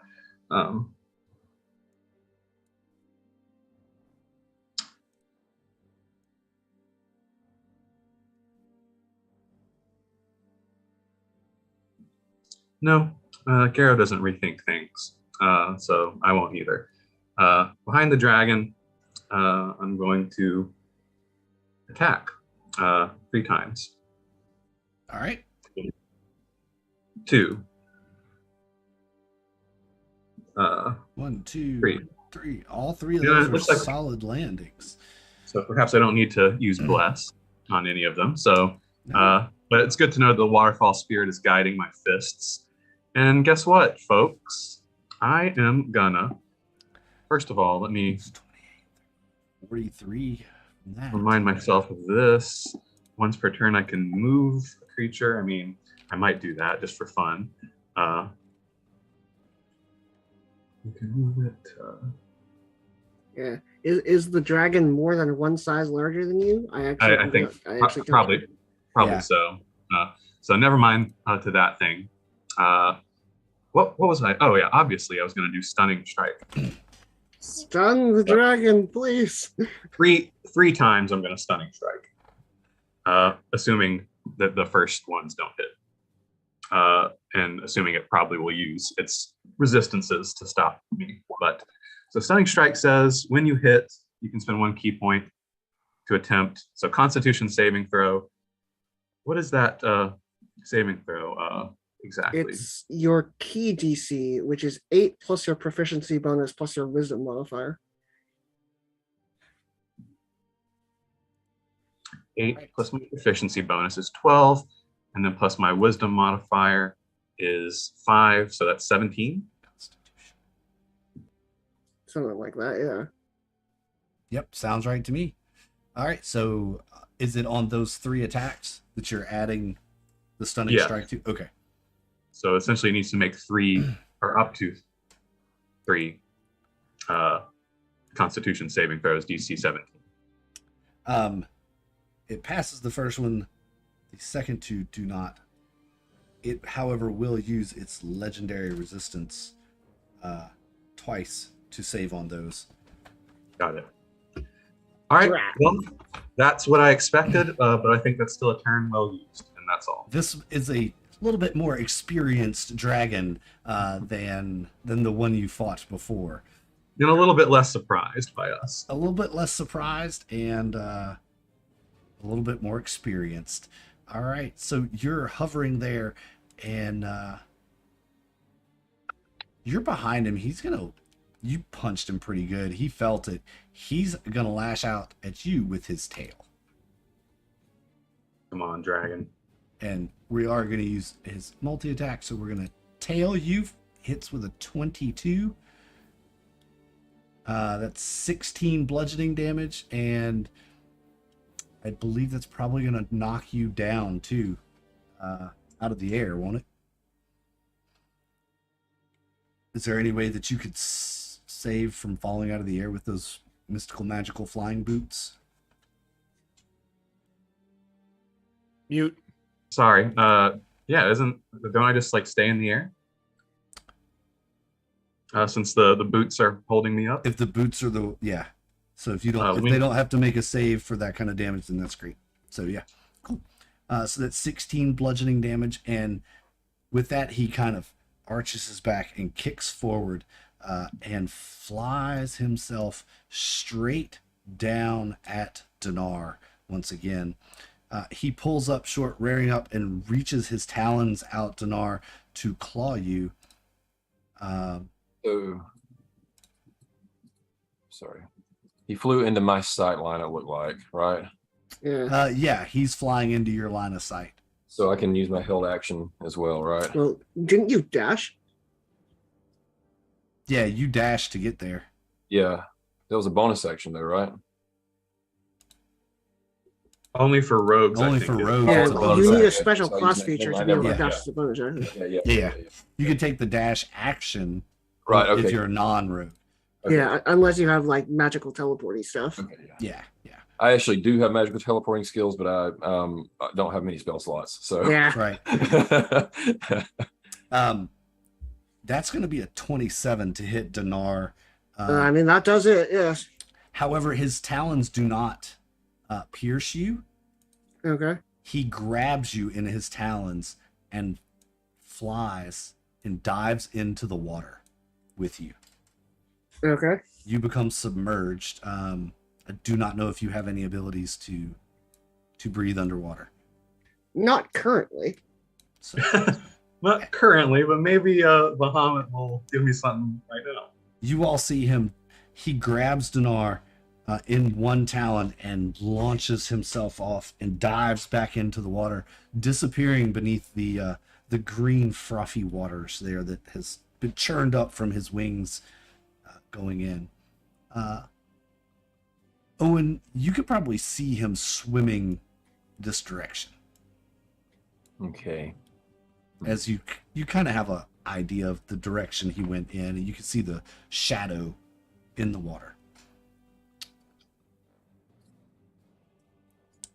And yeah, Dinar, you find it odd that he didn't actually pierce you with his claws. Teo, you were hiding stealthily behind Owen. Yeah, no one can see me. I am uniquely hidden.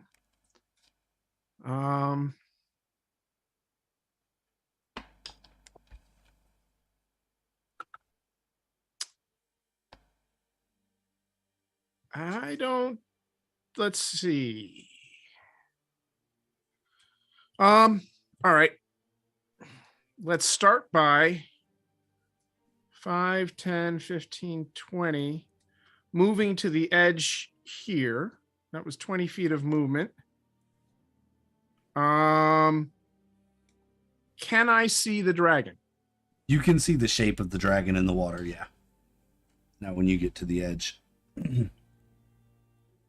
He's moving pretty good. So I You're guess still, you're still frightened though, right? yes, I'm still frightened, so I can't move towards the dragon anymore. But my question is, can I take a shot at the dragon? Yeah, you can shoot at the dragon. So I will attempt to shoot at the dragon, disadvantaged, I believe. Yes. And see what happens. 16 probably does not hit, but it's worth No, a a shot. 16 does not. You see the arrow gets kind of squirrely in the water and misses him. You were trying really hard not to hit Dinar as well. So. Exactly. But thankful that Dinar was there because he gave me the sneak attack damage if I hit. And then can I mount my broom? Does that take an action? I would say no. It'd be no different than mounting a horse.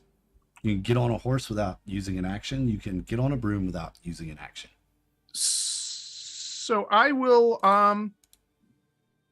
get on my broom, and from where I am, I will just fly up 40 feet. So basically up about to the ceiling height. Yep, just going up to the ceiling. Okay. Whoop. Up you go. And that I think that's plenty enough for me to try to do. Yeah. All right.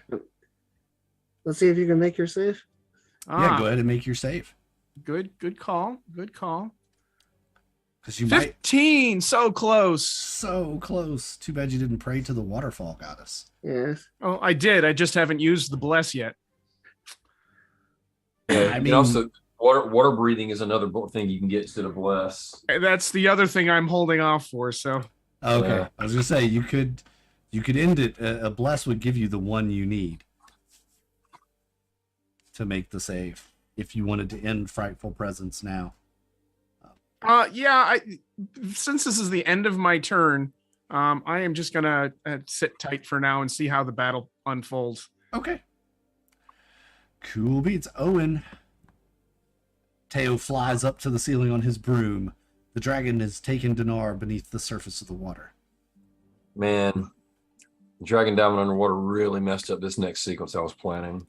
Doesn't Owen get temporary hit points for being inside from the end of the Well, last turn? he said this is the thing that he knows. He says he flew 40 feet up, and the thing has a range of No. 30 feet. Owen from last turn, shouldn't he have gotten temporary hit points? No. It's end he your has turn, not not start. yet ended his turn. Okay, it's well end your within their turn, area, not start the because turn. I moved so that he was in the area. Gotcha. Okay. Just wanted to make sure I wasn't missing something. Yeah, that's fine. Cool. All right, Owen, go ahead. All right. So is this about where we see the dragon at right here? Yeah, roughly, yeah. Okay. Moving, away from y'all towards the back of the pool. Man, I had a plan.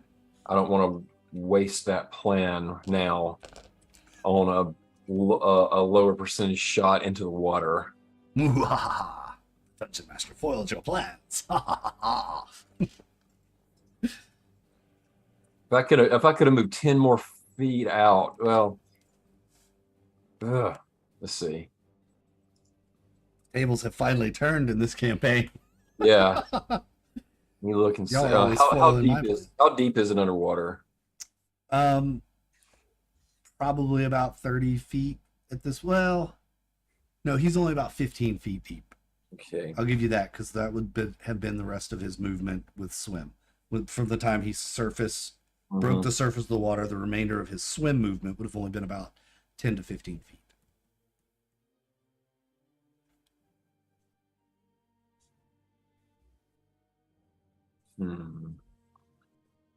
Oh Lord.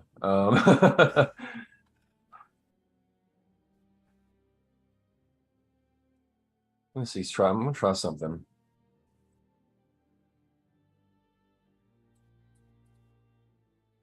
Innervation. I'm within range of innervation. What just happened? That didn't work. Oh, there it goes. Let me put the description up too. It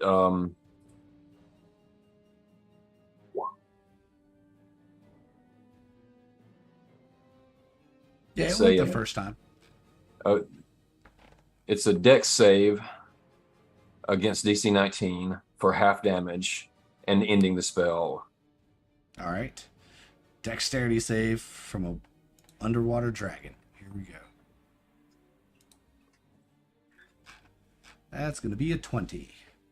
So he, Drat. damn, he only takes 2d8, then takes half damage, basically. All right, so what would it be 10? But I also then I get half that back in hit points. Oh, there you go. That's helpful. Yeah. If I could have locked onto him, as long as I kept him in range, it would have lasted several turns for a lot more damage. Yeah. Right. Yeah, he's like, I'm not wasting my legendary on that. I have my prize. All right.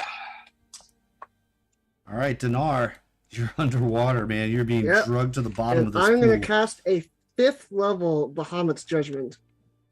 Ooh. Can't- How do you do that if you're underwater? You can use verbal components of spells underwater. You This can. has been confirmed. Yep. It just sounds like blah, blah, blah, blah, blah, blah. Yeah. And it's like, I'm praying for Bahamut for it. So, yes, Right. I'm Yeah. going to cast a 5th level Bahamut's Judgment. It's his And then I'm also patron going deity. to try and get a better roll on my temporary hit points. Because I might as well. Oh, did I end my turn inside the Yes. bubble? Okay, yeah. I I get will to- roll for you as well. Hold on. You get 12. As well. 12 temporary hit points. All right. And then, well, it takes my action to cast that spell, so that's my turn. All righty. These guys do their thing, Garrow, and kind of move in front of you to block your way. Not that you can't like fly over them, but Right. I'm currently looking at the bubbles where Dinar went down, looking worried.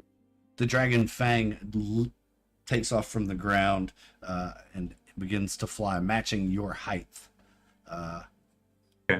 And turns to face you. just to clarify, so Dinar on his turn is still underwater, right? Yes.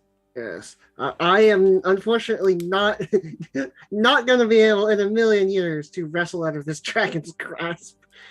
I mean, if you wanted to try to, I have a strength of 6. I'm not in a million years going to wrestle out of this dragon's grasp. not without a lot of love from your guy. No. I don't want to, interrupt your turn, but so in the rule book, one of the optional rules for grappling is, I'll just paste it into the chat, break Sure. another's hold, which implies that I can try to get. You Dinar. can try, yes.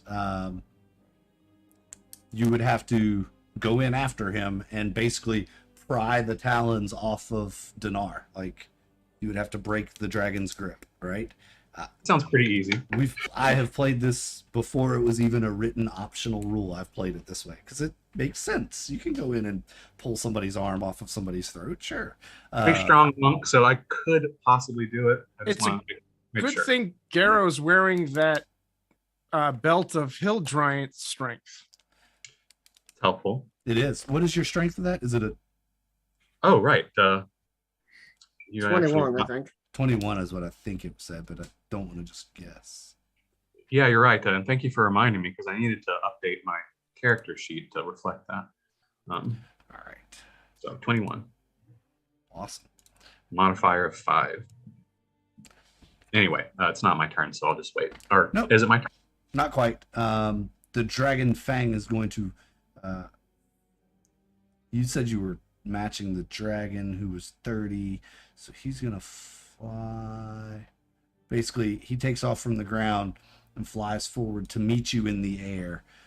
Okay. And with his scimitar, will. Employee of the month over here. Heck yeah! Ooh, first one's a miss. Second one's a 20.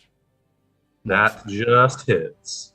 Or yeah, my AC is 20, so I believe that hits. Yep. So you'll take 8 piercing, but you will not take the poison because you are immune to the poison. That's good. Garrow's looking a bit wounded now. And at the end of his turn, he kind of lowers back down 10 feet, back down to the ground. Does he provoke an attack of opportunity? Yeah, you could take a swing on him. I will. Punch. Oh God, terrible punch. That shoulder pops out of socket again. Oh, I didn't stretch before this fight. These guys on the ground, they're going to stay put. They've kind of made this little semicircle around you, kind of they're trying to separate you all, right? Like, all right. So Garrow, it is your turn. You're flying. This Dragon Fang guy has gone back down to the ground. Yep. Okay, this is a dangerous situation. But I believe that if I use Step of the Wind, which gives me 120 movement speed, I can fly to where Dinar is, go underwater, and get close enough to him to attempt a break hold. Yep, that'd be a total of 85 feet from up and then down into the water. Right. So you know. Got it. And that would probably give you 15 would be what 100 and 100 and yeah, you would have room to fly out if you needed to. Oh, yeah, I mean, if I can get Dinar out, then hopefully I can drag both of us out of the water. But I am not sure what to expect here. So let me roll a contested strength roll against the dragon. I guess that's how this works. That's how it works. Does bless apply to this, or isn't it saving? Or yes, it is. Yeah, it's basically like a fisticuffs. So yeah, it would be basically it. Come on, blessing, be with me. So slash roll 1d4, 20 total. Tied. Ooh, what does that mean? No, neither gives. He holds and you're. It's just a stalemate. Is there anything I can possibly do to change that? I don't think so. But I am at least close to Dinar now. And if the dragon tries to flee from me, I will punch him. Also, you get the temporary hit points. Yes. That's useful. Now there are You two know, in people case in the he water. decides to breathe poison in his face. Oh, why didn't I go for the water breathing buff? You pray to the goddess for water breathing power. Well, can I switch There- from? I think I should probably stick with bless, honestly. There's nothing that says you can't make multiple prayers. I will just say that. I will pray desperately for the power to breathe water right now. Does it work?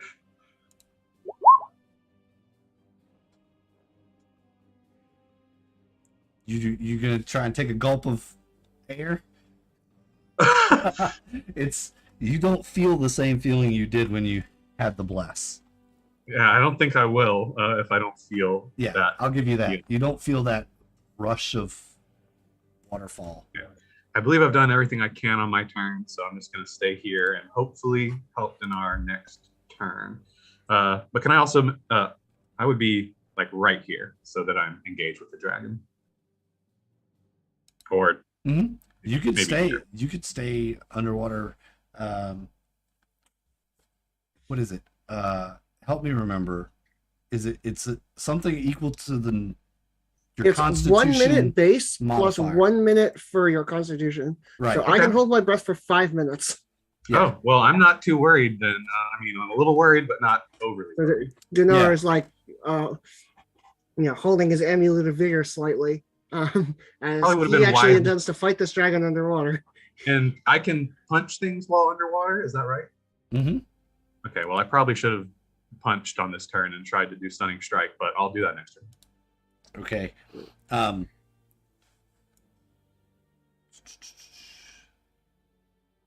So if it's the dragon's turn, I need a whiz save from the dragon. Oh yeah, before we go for save from the dragon. It's gonna be a 12. All right, so it takes 16.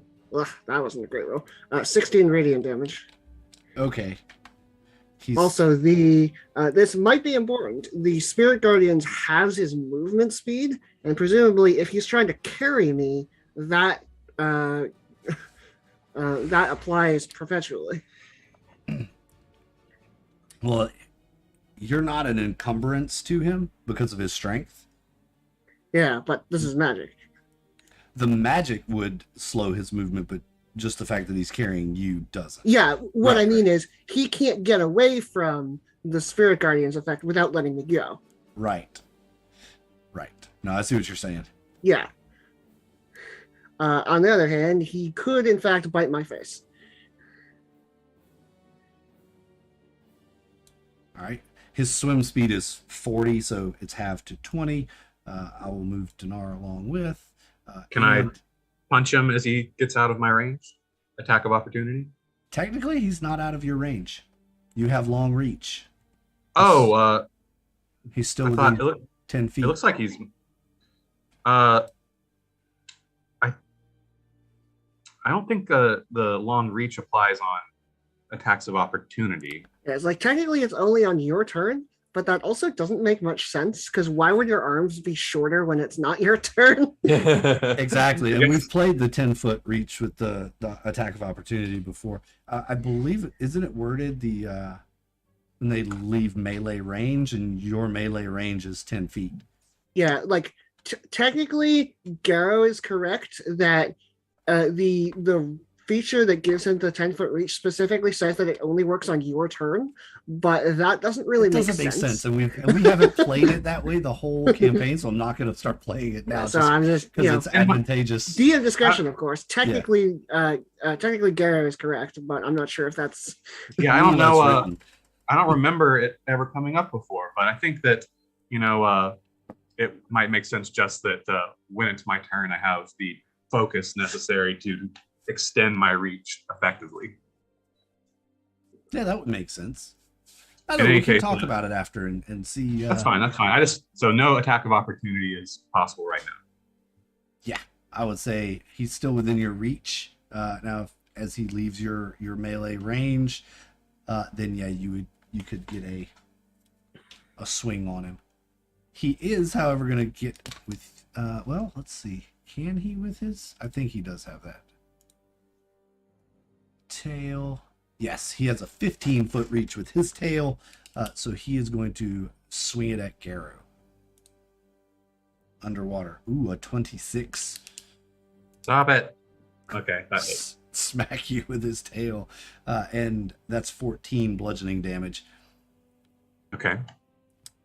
And he is. It looks like he's got a purpose, a direction. He's going deeper and farther forward, away from the main combat area. But okay, and but he still hasn't left my range, so he's only 10 feet away from me, and Yep, he's only 10 feet away from you. he's not trying to move any further at the moment. Nope, doesn't look like Okay. it. Is there any other effects, Dinar, that we need to take into account? No, I'm not going to give him platinum scales. Oh, darn. All right, then it'll be Teo's turn.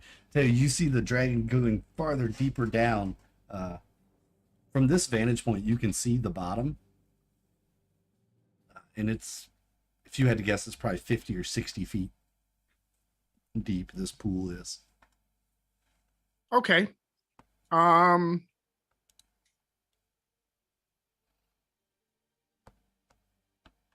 I am going to attempt a light crossbow attack. I mean, can I still attack the dragon? Can I see the dragon in the water?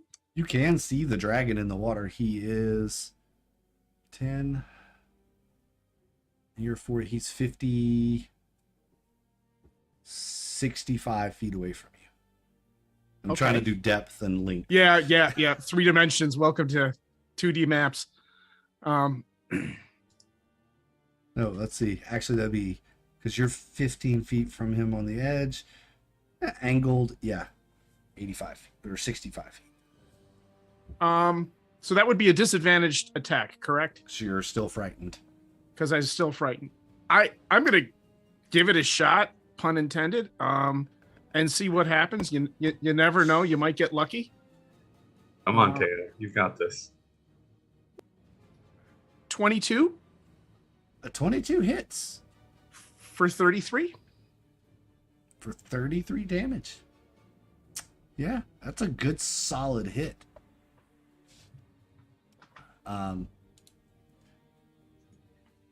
Dinar, you feel the dragon kind of shake. That was a solid thud. You could kind of feel it. Also, as it penetrated the dragon's scales, and with that, you feel him wrench down. He shoves you all the way down, and you think he's about to come out of the water again. It's enough of this crap. Playing these games. All right, Owen. Do I get that wisdom saving throw? Yes. Yeah. Sorry. Trying to move. Didn't things make on. it.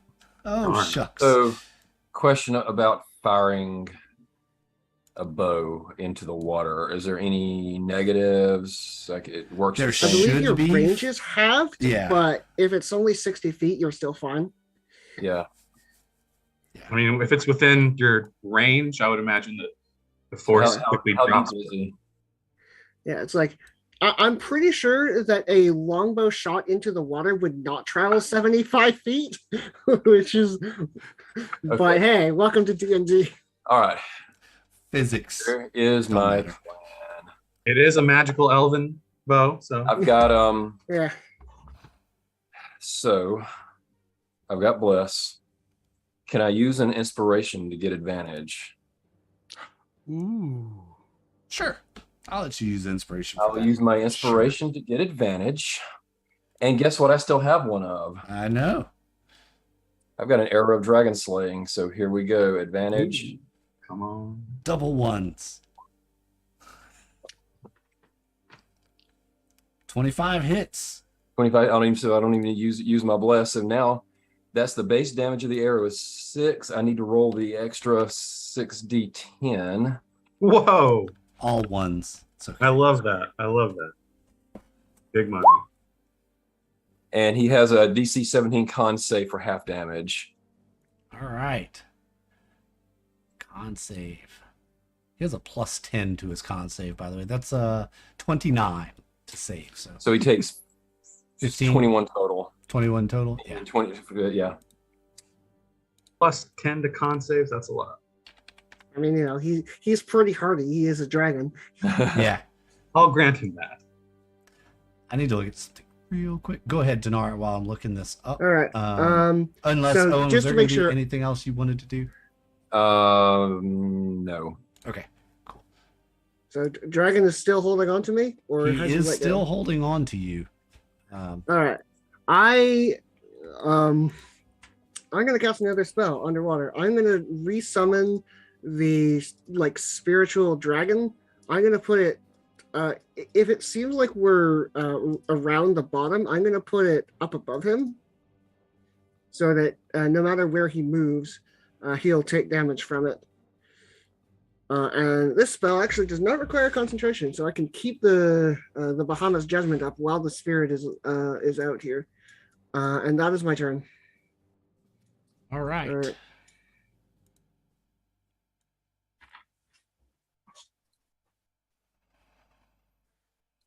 Because it's probably not a good idea to use a healing potion underwater. That would probably require quite a bit of your breath.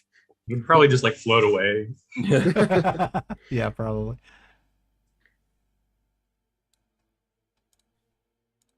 All right.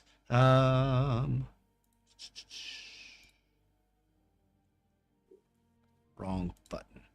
So how is the dragon looking? Do you have medicine? Not really. I don't have it as a. I mean, there's blood in the water. I'll tell you that. Okay. There is blood in the water. Some of it's Garrows, quite a bit actually. All right. Owen. I just went right. Nope. At what's your armor class? Oh, 17. You feel an arrow strike you in the back. You take 20 damage, 12 force, 8 poison. Yikes. 12 force, 8 poisons. So that's my 12 temporary hit points gone, and then okay. If you turn around, you see standing at the end of the chamber, where the hallway you came out of, is an individual and 5. Well, you can probably see them all. They've probably all made their way readying, and 5 soldiers down the hall. This individual is dressed in purple robes and wearing a green dragon mask. Not the big dragon mask, just like a normal dragon mask. Yeah, just your regular garden variety dragon mask. The ones you that pick they up sell at the at 5 and Walmart. dime. And you, Yeah. the kind you get at Party City. Yeah, exactly.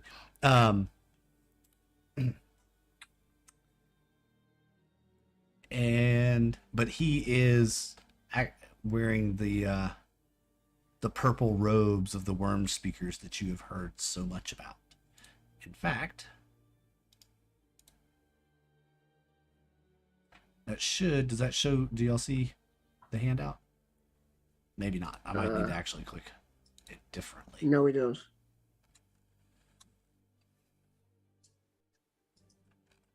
Come on. Player handouts. There you are. Named PCs.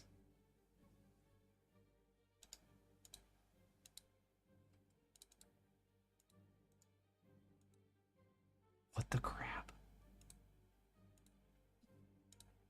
Oh, I closed it. Now it won't open again unless I refresh Roll20. Anyway, the description will have to do the best with it that I got there. Sorry. Kind of worked up that one. Anyway, holding a long bow there, or no, yeah, at the end. Okay. I'm gonna move Doggo so the folks at home can see. Oh yeah, thanks. Scary people. Can you move, Doggo? I can move Doggo, yeah. Okay, We can all move, doggo. I thought so. Our lantern.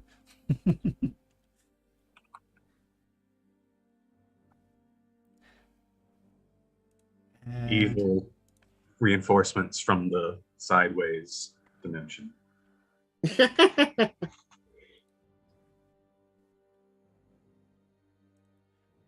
And you do kind of recognize this individual as the description of the person you were given, that was looking that you were looking for, that was fighting with this dragon. If you remember back, the whole way you got here, right, was you were sent here to look for the green worm speaker and the dragon in the misty forest. So we found him. This is a Kind of looks like him. all right. The purple So it robes, looks like that kind of gives it away. The gang's all here. Yep. And that was him.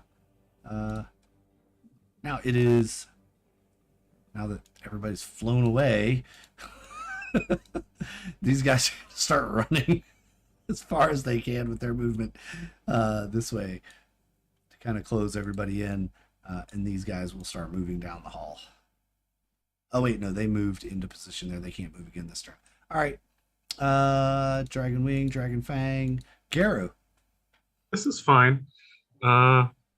Let's do what I do and punch. Actually, first, let me activate my Eldritch Claw tattoo, which is a bonus action, and then do 3 punches.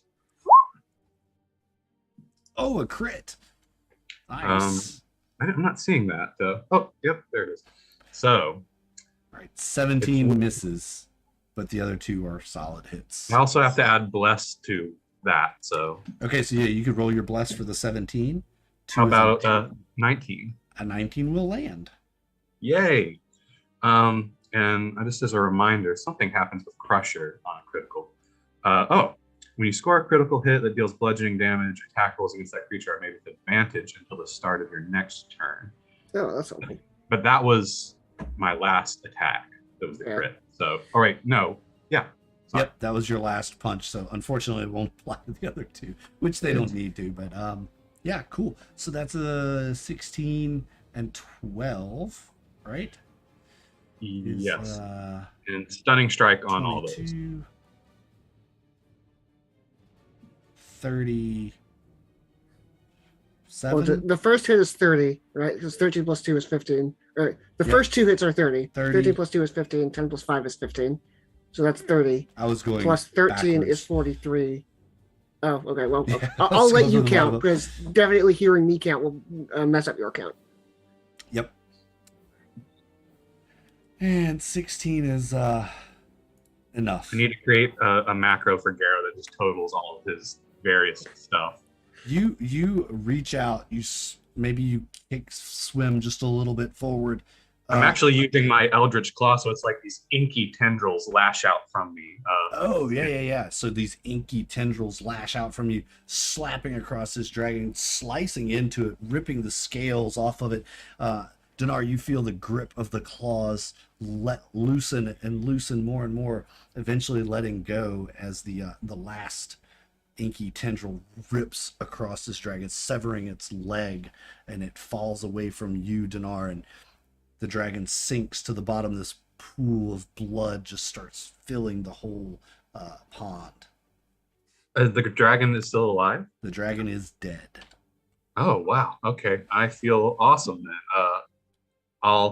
Can I use my movement to fly up out of the water with Dinar? Sure. You can grab him and fly up out of the water. Hooray! So we're sort of hovering. Actually, I'll probably take us to shore. That makes a little more sense. So Yeah, I mean, preferably actually in range of all of these, all of these people here. okay. So once we break the surface, I'll sort of hover there briefly and ask Dinar, where do you want to go? Dinar says, go over to the enemies. Then that's where Yes. we'll go. Do you still have the temporary hit points I gave you, or do you need me to refresh them? The dragon took them all away. All right. Well, I will refresh them for you. Core. Scales. This was a much better. This is at the end fight. of your turn. I was much happier with it, even though my dragon died. I was much happier with this dragon fight. The dragon actually did things. Yes, he had turns. Does your spectral thing follow you, or does it stay where it is? No, unfortunately, it is completely stationary. This is sort of the problem with it is I cannot move it. That doesn't. I'm just gonna sit here in the water until for like the hour it lasts. Okay. We should anyway. But Yeah. I did not expect Garrow to just kill that dragon instantly. Those rolls were pretty solid, I guess. Yeah, absolutely. That, the dragon slaying arrow, the couple Yeah. of choices that he made to take the damage instead of, he only had 1 legendary resistance left. So, And of course, the waterfall goddess is blessing. yes. Teo, your buddy Owen just took an arrow to the back. You hear him yell out. You see the dragon sinking to the bottom of the pond. So I'll start with the thing that I'm going to ask, which is, what does this do to my frightened condition? It goes away. Yeah, it's done. So I'm no longer frightened of the dead dragon. Correct. And you can now go towards the dead dragon if you'd like. That's an interesting call, because what I'm thinking of is, since we have range attackers, if we head over to this island, we've got some pretty interesting tactical abilities or possibilities here. Um, Can you get on your Remember broom that, and shoot people? Is that the thing? can I get on my broom and do what? And shoot from it? Well, From broom back? that's an interesting question. Yeah, is a broom a mount? And that begs the $1.28 question. If you're riding a horse, can you steady aim? Because you're not moving, the horse is moving, and all the I'm not moving, the broom is moving. These are important questions, though. But I don't want to get us in too deep into the weeds. But whatever you want to do. I was curious. Well, those are good questions. They'll come up. Just a reminder that island is a column of stone that is supporting the ceiling. Oh, so it's not an island. It's really a column that goes all the way up to the ceiling. Yes. Okay. I thought it was only up 20 feet. I didn't realize that was a vertical column. Never mind. Yeah, it's the pool is 50 feet deep, and the island is a column of stone rising from its bottom.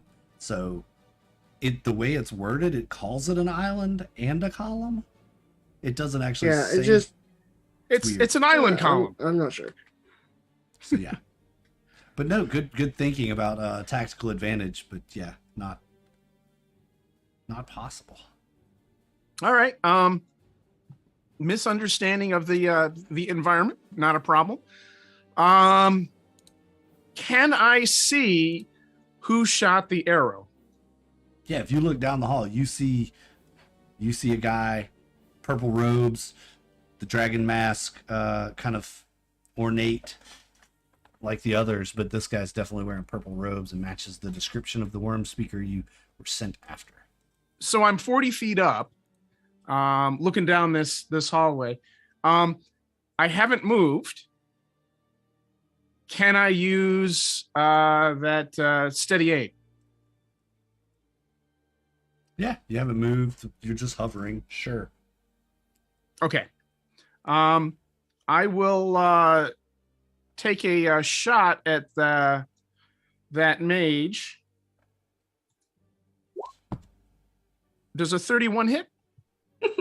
I believe it might. Let me double check.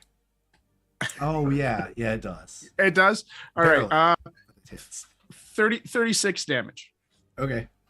And can I quaff a potion of healing as a bonus action? Or is that an action? You could use a bonus action to drink a potion. We've done Yeah, that rogues, before. I think specifically have use an item as a bonus action. Yeah, actually, anyone does. Anyone can drink a potion. This is a bonus action. Okay. So I will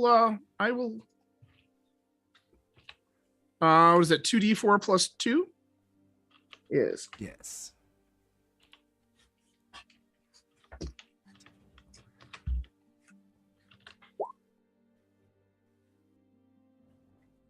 There's For five. 5?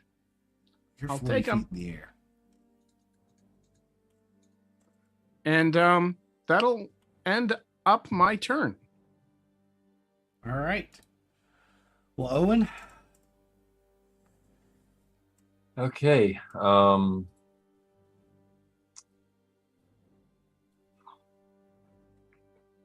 Eldritch Blast up here.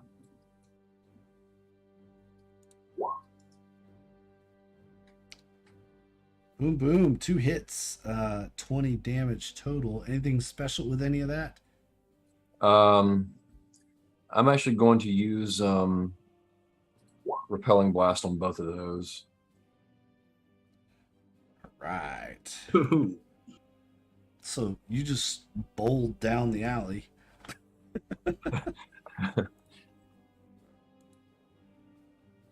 That compound, and that just basically would push him to the rear, all the way to the rear of the guard here. Yeah, I don't want to lose him in the pile, though. There. Kind of shoves him to the back. All right. All right. Anything else? No? Cool. Dinar. All right. So Denara's gonna first thing I'm gonna toll the dead, the flying one. Is he damaged? He is. All right. 25 necrotic damage on a failed save. Jesus. Oh, y'all are hilarious. That is Look at that roll. double 12s. Nice. That's a failed save. Yeah, he takes 25 necrotic damage. Okay. And then Denara's going to call out, all of you are guilty. And then Spirit Guardians happens at the start of their turn, which is right after my turn. So, Yeah, it'll be the group at the top first and then them. yep. All right.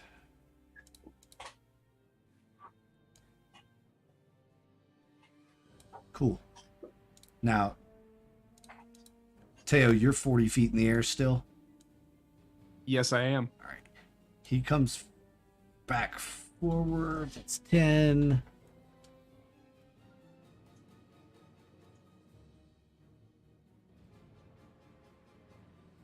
Yeah, he's going to come forward 30. That puts you at 25, 40, 65.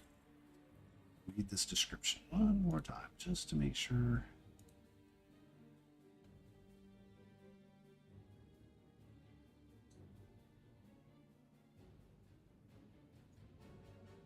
Okay, cool. He points a finger in Owen's general direction and starts casting a spell. Come back here. Draw a shape. 20-foot radius. Ish.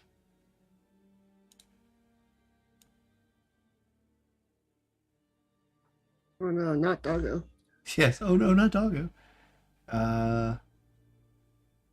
Centered on a point. Yeah, we'll put it right there. We'll center it there. 20-foot radius, so it's not going to reach all the way up to Teo, but it will get maybe if it goes off. Poisonous cloud. A cloud of poisonous gas begins to spread around you. Oh, and I need a Constitution saving throw, please. Oh, geez. Even a bless won't help you with that one. So go ahead and Would the drink help? it would if this dealt damage, but it gives you the condition of poison for 1 minute. And actually doesn't say it does any damage. That's kind of strange, right? Yeah, I have to I feel like these If green you tell me dragons. what spell it is, I could look it up, but not going to do that without you saying. Yeah, that's what I was doing, was looking it up. I feel like these green dragon cultists are kind of one-trick ponies with poison. Yeah. Couldn't you have gotten a fire and ice guy just to round it out? I mean, I would rather they don't have someone throwing fireballs. That would not be I fun.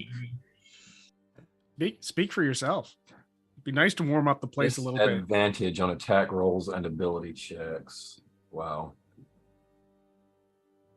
Yep, that's what it does. It actually, no, it does not. It's just the impacts the ability, so it gives you disadvantage on attack rolls and ability checks, right?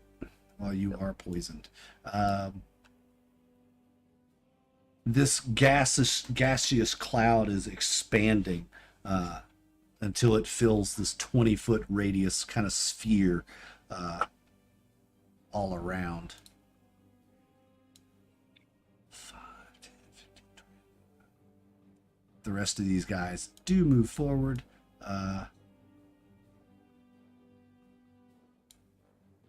Kind of now they're funneling into that channel like you guys wanted them before. And I just want to check. How's everybody doing? Do we need to take a break? This has been kind of a long combat. Is everybody doing okay?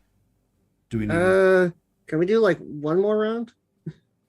Okay. Yeah, we'll do one more round and then we can take a break. I'm good with Too that. bad we don't have a sorcerer with a fireball I'll right tell you what, now. why don't we take a break at the top of this round coming? because we're Okay. almost at the end of this round. So at the top of the Yeah, round, we'll take a let's break. finish this round and then Yeah, we'll finish this round and Break. then take a break. I just wanted to check in with her. I just looked at the time. I was like, holy cow, it's been 2.5 Yeah. hours of combat. And we basically just done nothing but this combat the whole time. It's been 15 minutes in game life, but it's been 2.5 hours of. All right. welcome to D&D. Welcome to D&D, folks. Jeez. Double check his movement. Yeah, that's what I thought. And then I'm pretty Oh, sure wait. it's the turn of the other But ones. he can add bonus action. Haha! Bonus action fly. 5, 10, 15, 20, 25, 30. Haha! Bonus action fly. You guys see him fly in behind, just outside the poisonous sphere, and he is going to attack the group over there with one of those orbs. Come here, Dragon Fang. There you are. Dinar's a 1 and Garrow's a 2. Oh, it's Garrow. So this probably won't have any effect at all on Garrow, but let's just do it to have fun. Is it poison based? Yeah, it's going to be an attack for 20 with 24 damage. So Garrow just sort of like, shakes it off his fur. It's like it didn't even penetrate the fur. yep, exactly. Same thing, 1 and 2. Oh, that's a Yeah, 1. well, it's just I Let's need do our 5 wisdom saves saves. Yeah. because this might kill all of them. That would be convenient. There's 1. That's the Dragon Claw. So I got 4 of those guys. 2, 3, 4. And then I got 1 Dragon Fang. They have different wisdom modifiers. So Yeah, that's fine. 2 19s, and I think everybody else fails. All right. Well, that's 19 damage, save for 10. And the DC is 19, so the 2 who rolled 19 succeed. Okay. So we'll say dead, dead, dead. And save for 10. All right. Minus 10. There we go. All right. So there's 2 still standing. And the one he has that orb out, it looks like it's about half empty, and he throws it at Dinar. Watch me roll like a 1 this time after a great roll before. Ooh, it's a 17. That does not hit me. But wait.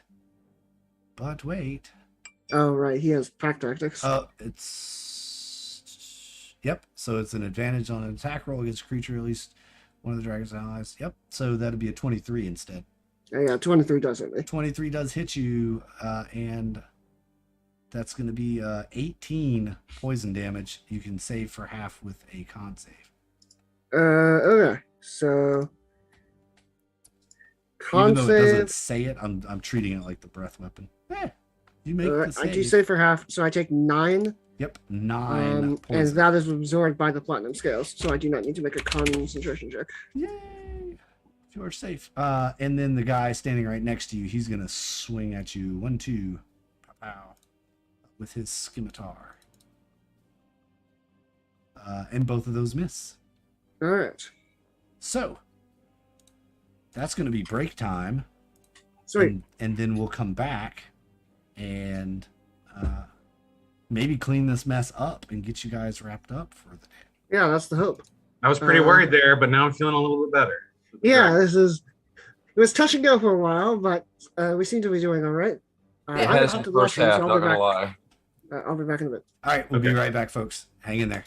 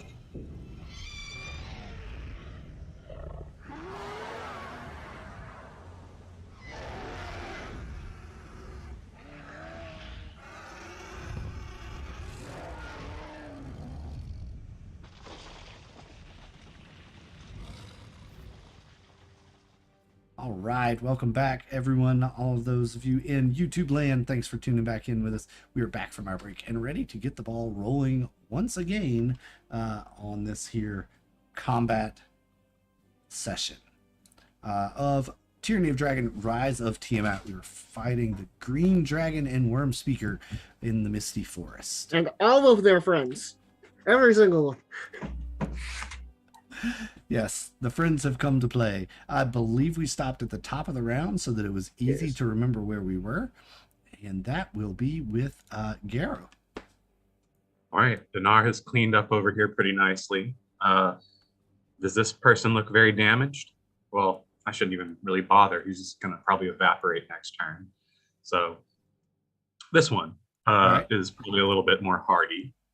So without even moving, because Eldritch Claw gives me a reach of 15 feet for melee, I'm going to unleash my inky tendril fists upon him, assuming I don't need to fly up a little bit to get to him. No, he's on the ground. He hasn't flown. Okay, yet. got it. At So the here we end go. of his turn, he returns to the ground at the end of each Jeez. crit. Yeah. Yeah, your inky tendrils just kind of wrap him up. And that's a lot. And that's a lot. That more. last one is just because I think 36.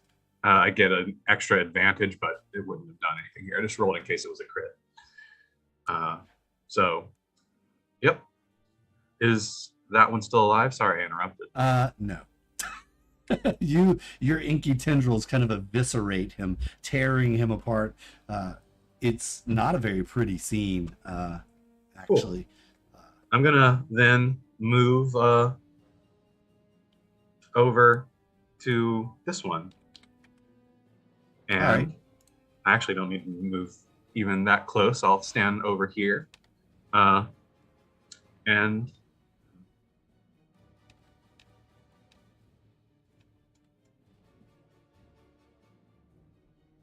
punch. Should I punch that one, Dinar? How many attacks do you have left? I could do a flurry of blows and do one more punch. Yeah, I just. Should I attack this one or this one? I'll just go with maybe finishing up that one near you. So Yeah. you can do other Because I stuff. plan to move on my turn and don't want to take an opportunity attack. Yeah, so that was Sure. not even the correct roll, but I'll do a flurry of blows. There it is. Blessed Eldritch Claw Marshal. Nice. Yeah, that's enough to take him out for sure. I just included that just to remind myself that I should roll blessed if I need it. Oh, okay, gotcha. Yeah, that's enough to take him out, and then some. You pummel him with your reach as well. That's all. Teo, hovering above all of this melee on the ground.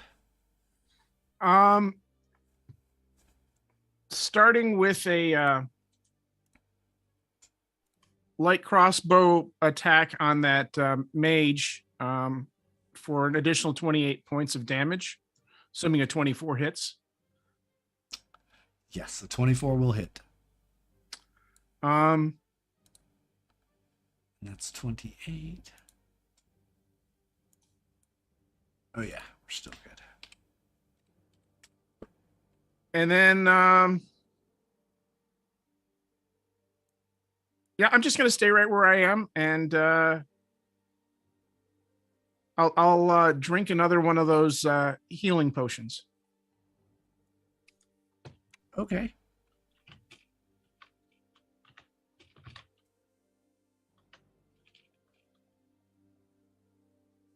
Okay. Nice. Well, you have definitely gotten his attention. He's eyeballing you. Oh, and it's up to you next. Okay, I get the same one here. I want to see how much chaos I can cause by using repelling blast down this narrow hallway. All right. I should have been under it. That should have been. I had only had. No. Oh, I do. I'm under disadvantage. That's right. Yeah. Yeah, from the poison. Yep. Those are still reasonable rolls, though. The 18 hits, the 15 does not. Okay. Repelling blast, knock him back 10 feet. All right. What kind of chaos does that cause? Yeah, he kind of knocks these first two over. They kind of all three end up in a pile right there in the middle of the hall. That's nice. Nice, right? All right. Anything else from Owen? No. Cool beans. Let's go, Dinar. All right, first thing I'm going to do is bonus action telekinetic, and I'm going to try and pull this one into range of Spirit Guardian. So he needs to make a strength save to avoid that effect.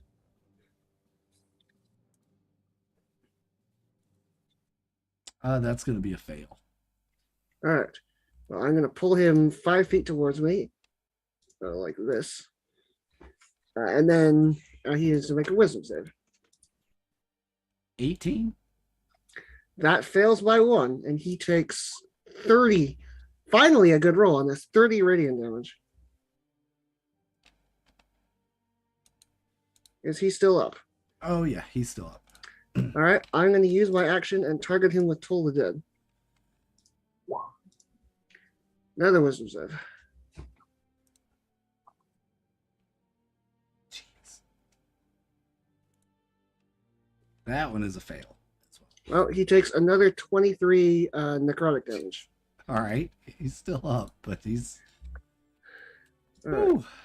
And I'm going to move. I'm going to move 20, 25, 30, and end my turn here. And then I'm going to give myself the temporary hit points from Platinum Scales. All right. All right. Using his movement, they all kind of get out of each other's way and moving his movement to And I get guess he back needs up. to make a wisdom save. Well, no, I'm just unstacking them. Yeah. But yeah, he will, won't he? He'll need to make a wisdom save. These guys were pushed everybody back there.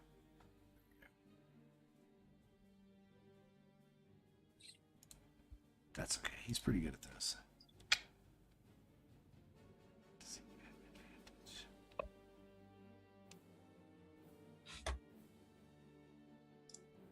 All right. That's going to be a 17. That fails. Unfortunately. Do you want me to use the same roll as before, or should I roll again? Hang on. Just a second. Actually, make it a 20. That succeeds, I guess. So, He same had question. bless as well, so. All right. Same question. Do you want me to use the same roll as before, or roll again? Roll again. It's a new one, so you can roll again. 11. And he has to make a concentration check, probably, for his plus. You're not sure about that, actually. All right. Well, that's Might not have been that's the from Spirit Guardian's effect on his turn. All right. He looks at you and points his finger.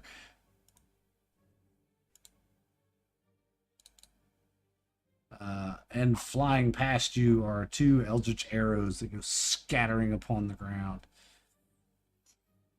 Blasts from him. Do So he nothing. shoots arrows from his hands. It's like Eldritch Blast, but it's an arrow. Cool. Finger guns. Yes, finger guns. It's like we get it. You're an elf. 16 and 7. I mean, 16 and a 9. Neither of those hit you, right? Neither of those. And since he's not has any allies near you, he is screwed with pack tactics. All right. Next up are his other guys. They're gonna file out, of course. Stepping forward, I know they're gonna have to take some wisdom saves here. Let's get them all. 5, 10, 15, 20, 25. Yep, that's gonna be as far as he can go. All right, so 1, 2, 3, 4 from them.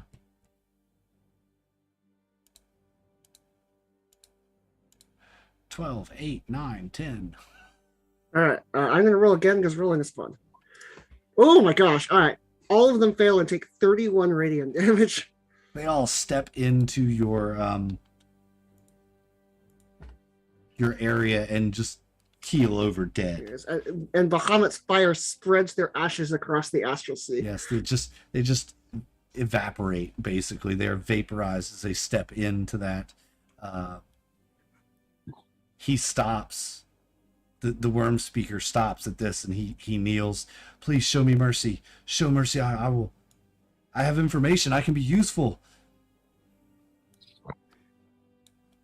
And begins pleading for his life. It's not my turn right now, so.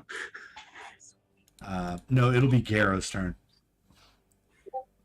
What about this one right here? Did he do anything? Oh, he didn't go. No, he didn't go. Sorry. And he also needs to make a wisdom save.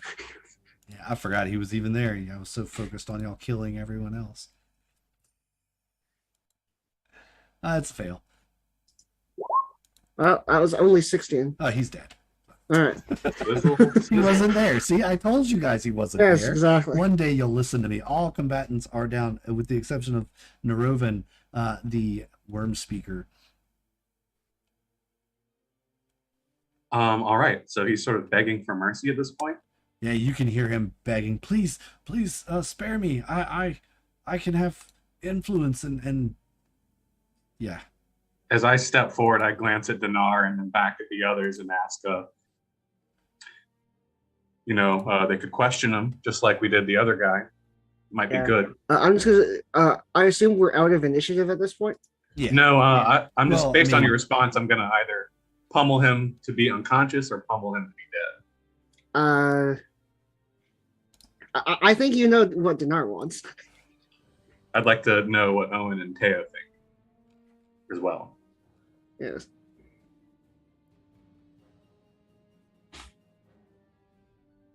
Is it a thumbs up or a thumbs down? Mercy or death? It's a good question. We weren't really charged with bringing anybody back.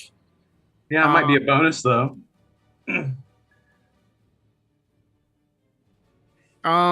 He's risky, right? He's risky because he can do some magic-y stuff.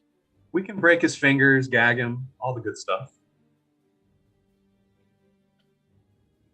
Yeah, why not? Let's bring him back. So just make him unconscious. Let's put it this way: we can always finish him off. Yeah. That's what I was leaning towards too. But let's not count our chickens before they hatch. Let me roll my attacks. So my goal here is to do non-lethal damage. Okay. Okay. Subduing damage. Oh yeah, that's boom boom boom. Your shoulder pops out. Again. But yeah, you The tentacle wraps around his own neck. you Yeah. basically you can pop him a couple good times, knock him out. Dinar is going to take a step back because otherwise the spirit guardians will kill him. And I also tried to focus on hitting his hands so that he won't be able to do tricky magic user things as easily. And He starts yelling, "I don't have it! I don't have the mask!" right before he goes unconscious. all right, I'll quickly gag him and give a thumbs up to everyone once I'm done. All right. Is this cloud still here? No, it's dissipated. Okay. All right, what do y'all want to do next? As you have got this guy unconscious and have only explored a few rooms here, you can go swimming. You can investigate the different areas you have yet to explore. I feel like we should continue exploring. I feel like there's a dragon here. There's got to be some kind of a horde or something here. Yes, exactly. I'm going to continue just to further bind this spellcaster, even though he's unconscious and very injured, with rope so he can't run or. Yeah. do Dinar will what- say, would you mind moving him in such a way that I can walk through this hallway without him being in range of the... Yep. Jared just sort of hoists him up like a sack of grain and carries him into this area, the central area. And Dinar will go over here. And it's like, I think we should go explore this way. And then I'm not sure if I would have seen it, but it seems like there is an area in here in the water that leads further this way. I'll actually carry him with me for the most part as we go forward, just to Yeah, keep it an was eye. just like, yeah, I have to stay away from you then. I'll say this as far as Dinar goes about the water. You felt the current of the water, and you felt like something was coming from that way beneath the surface. Like there was a flow of the water. It wasn't like I see. a pool. You felt like there was a flow of water. So I'll give you that. Yeah. Well, guys were in the let's water. check out this area first and just. All right, as you travel through the common room where you first encountered them, you walk down the hall. Let me adjust the map just a little bit for our Yeah. folks at Hold home. on, Doggo. Take Doggo. Slow Doggo now. I was trying to slow loud Doggo and I couldn't, and now I can. All right, you come to an intersection. You can continue forward. It turns up, or you can go down. I'm going to continue forward and sort of have a look at. All right, it looks like this is just an entrance to another room. Let's head here. All right. Hang on before you go too far, All right, because I want to make sure I'm yeah, got the right I'll rooms. stand in this hallway. That's Was 8. there anything in the 2 rooms that we battled them in? Just mundane stuff. Okay.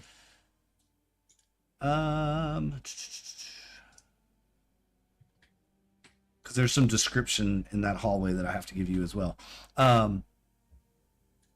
As you pass into the hallway, you see some runes or something on the side, carved into the side, right up where Dog is, carved into the side of that hallway entrance. Interesting. So wait, where is it at? It's up here. Here, okay. Before you make the turn down, this was like, hold up, before you go too far. Can I make them out? I have Eyes of the Rune Keeper. I can read all writing. Can I read what it says? It doesn't say anything specific, but it is a magical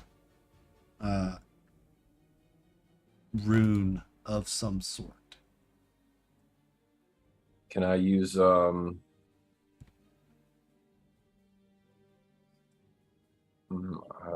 It looks like some kind of a glyph or can I try? Even I don't have Arcana as a skill, but can I try a check and see what if I know anything about it, or Can I try an Arcana check?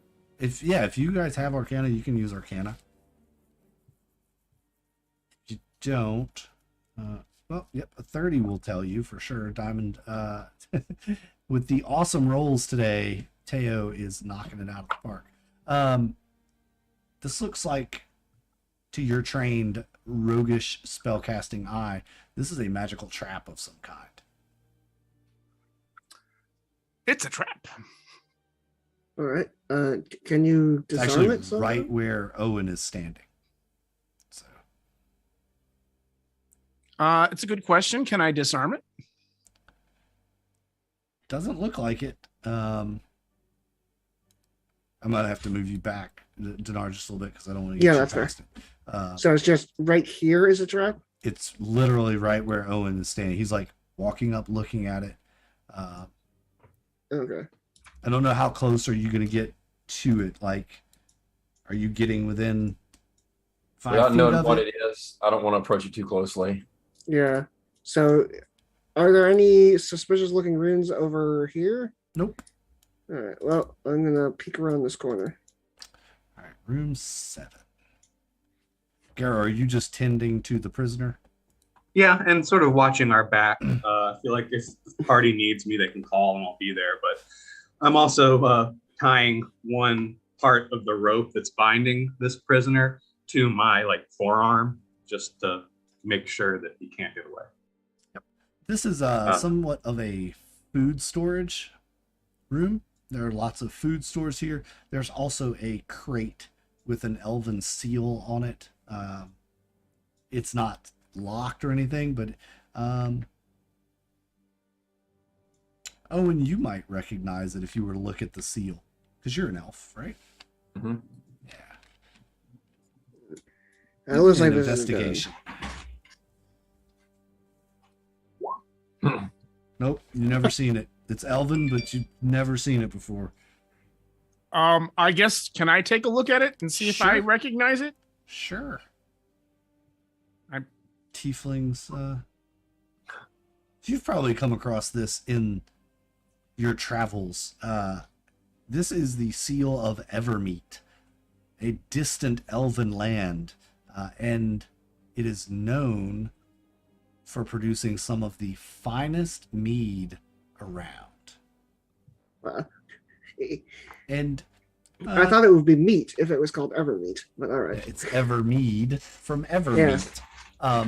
You know that this is very rare and valuable. That's the reason Teo knows about it, is because he knows about the valuable stuff. Yes. Does it fit within a bag of holding, say, for example? The bottles would. The crate itself probably not. There are 8 bottles inside this crate, each one of them still sealed and corked. All right. I will take 8 bottles of Evermead. Ever meet me? Cool. Sounds good. So it seems like there's not much else in this room. Nope, that's about it in this room. Any sweets? There might be some sweetbreads or something in there. Yeah, it's a food storage, so any food is commonly found there. So now there's this room that's probably a trap. Garrow's is still making sure Unfortunately, I that do not have Dispel Magic right now. Garrow's just making sure the prisoner doesn't die. Yeah. Bare minimum medicine. Okay. DM question. Has it been about 10 minutes since that fight? I just keeping track for purposes of Spirit Guardians. If you wanted to go back to the prisoner, yes. Right now it has not. Okay. Well, it's just we kind of want to see what this room is. And I'm trying to think of how. Okay, I am gonna go back to the prisoner. So I'm gonna say that the rest of the time has been used up, and I'm gonna explain the situation to Garrow and be like, "All right, Garrow, here is the situation. So we were able to explore most of this area. We found a food store. We also found an area here with what's probably a glyph of warding. I do not have the capability right now to dispel a glyph of warding, but you could probably teleport past it and Oh, yeah. therefore search the room. Do the old shadow step. Yes.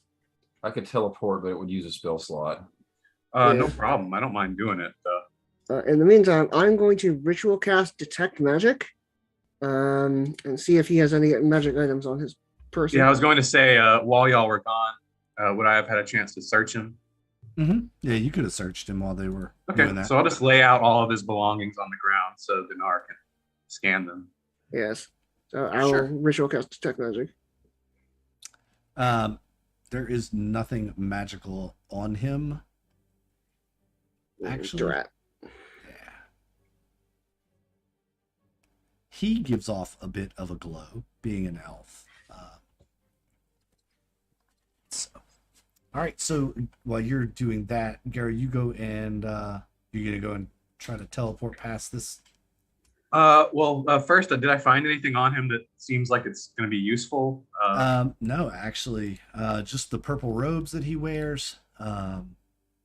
Nothing that could possibly disarm the room. No. Okay. Yeah, I'll go over and teleport past the rune into a shadow, if I may. Looks like there's a shadow there, so I'll just. So. Or, All right. There you go. This room, room 8. Actually, did you teleport from right here, from this square? Yeah, It from, does. like- It does make a difference where proximity. So.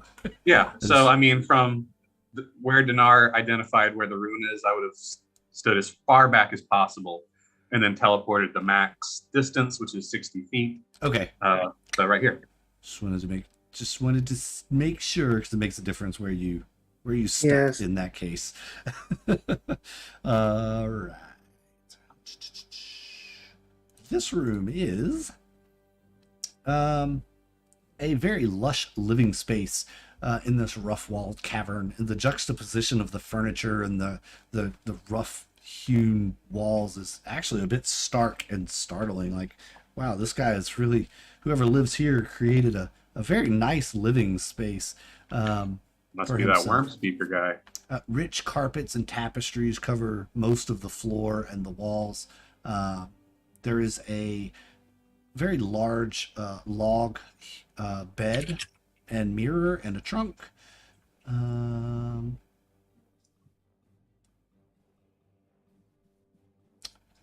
There are more carpets and tapestries, art that you all could gather up and take with you if you wanted. They all Gara just sort do of scoffs have, at the art. It's like, not my style. and there, like I said, there is a trunk in the room as well. Trunks are good. Let's see. I think what I'll do is, just remind me real quick, the guy I would have at this point gotten a good look at him. He is not the elf prince that we met in town, right? But he is that prince's brother, I think is what we've learned. Yes. So he bears a resemblance, but is different. Correct. Okay, so that's who we have here is Rune. Yeah, and making that connection, you look around at the art again, and you realize this is all like the art or paintings and tapestries of the village, the elven village. Now you're like, oh yeah, that's that guy's brother, and it starts clicking. All this is probably stolen from the village, from when that was attacked. Well, I will. So the trunk, does it look like I could lift it? I am as strong as a hill giant. Yeah, it could be lifted. Maybe I should check it for traps first. Garo's not good at that, but I guess I'll roll investigation. Give it an investigation check. Yeah, not bad. Doesn't look trapped to you. And I am still blessed, I think, or maybe that's expired since we're not fighting the dragon anymore. Yep, that was only against the dragon. Got it. So I'll carry it back to the party, teleporting to the same spot that I did before. I'm pretty sure I can teleport with a chest because it would be in my possession. Mm-hmm. So you don't lose your clothes when you teleport. So I'll bring it to Teo and be like, what I found in there. There's some art and stuff too. Looks like it was the prince or the prince's brother's little bed chamber or whatever. Probably some pretty valuable stuff if we want to go back and get it bit by bit. I can carry it past that trap, but this seemed like the most important thing. Figured Teo might be the best one to look at. All right. I'll check the thing for traps. Sure. Make an investigation. That's an investigation. 28. You discover a Rogues. needle trap in the lock mechanism. There is a very, very small needle connected to probably a vial of some sort inside. Tricky. This is good work you got here. This thing could leave a mark. That is for sure. It was Yeah. Well, I didn't try to DC punch. 18, so Leave it I'm to the glad- leave it to the green dragon's lair to have a poison trap. Poison trap. Yeah. I'm Right. glad I didn't use my first instinct and try to punch the lock. that might have been disastrous for Caro. Well, I would have at least, hurt my fist a little bit.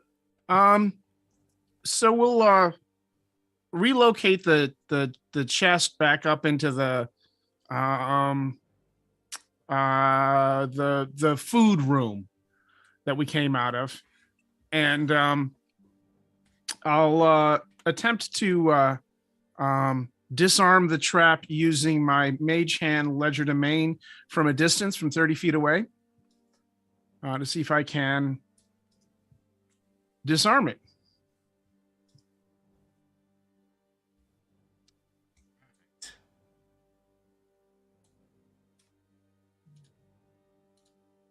Doing the thing. Oh, that's a nat 20. Beautiful. Beautiful. Yep.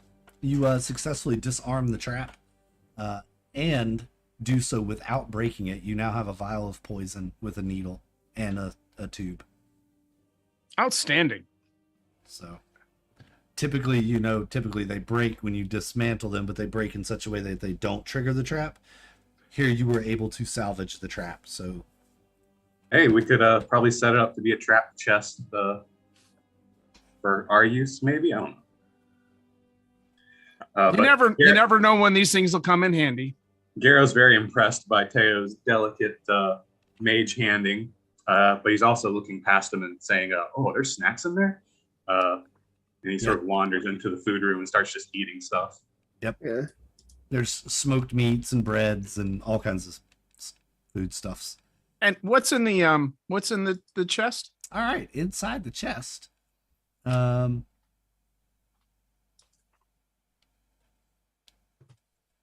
is a vial of poison attached to a needle. No, there is actually a diary in this chest, among other personal effects, basically. Nothing super valuable. There are some jewelries, things like that, obviously taken from the village as well. Probably about 500 gold pieces worth of stuff. It's a treasure. It's definitely a treasure hoard of some sort, but the most interesting thing is the diary. All right. I'm going to say to Owen, would you mind watching over the prisoner? And I'm going to go see where the water current takes me. Because there's flowing water underwater where the dragon dragged me down. And I believe that leads somewhere. Garrow's gonna wander back to where the prisoner is, and he's eating like a ham sandwich with honey drizzled on it, and says, "Oh, you want someone to go with you, Dinar? That would be great, yeah. Might be dangerous to go alone." Somebody who actually knows how to swim. Here, take a bugbear. It's dangerous to go alone.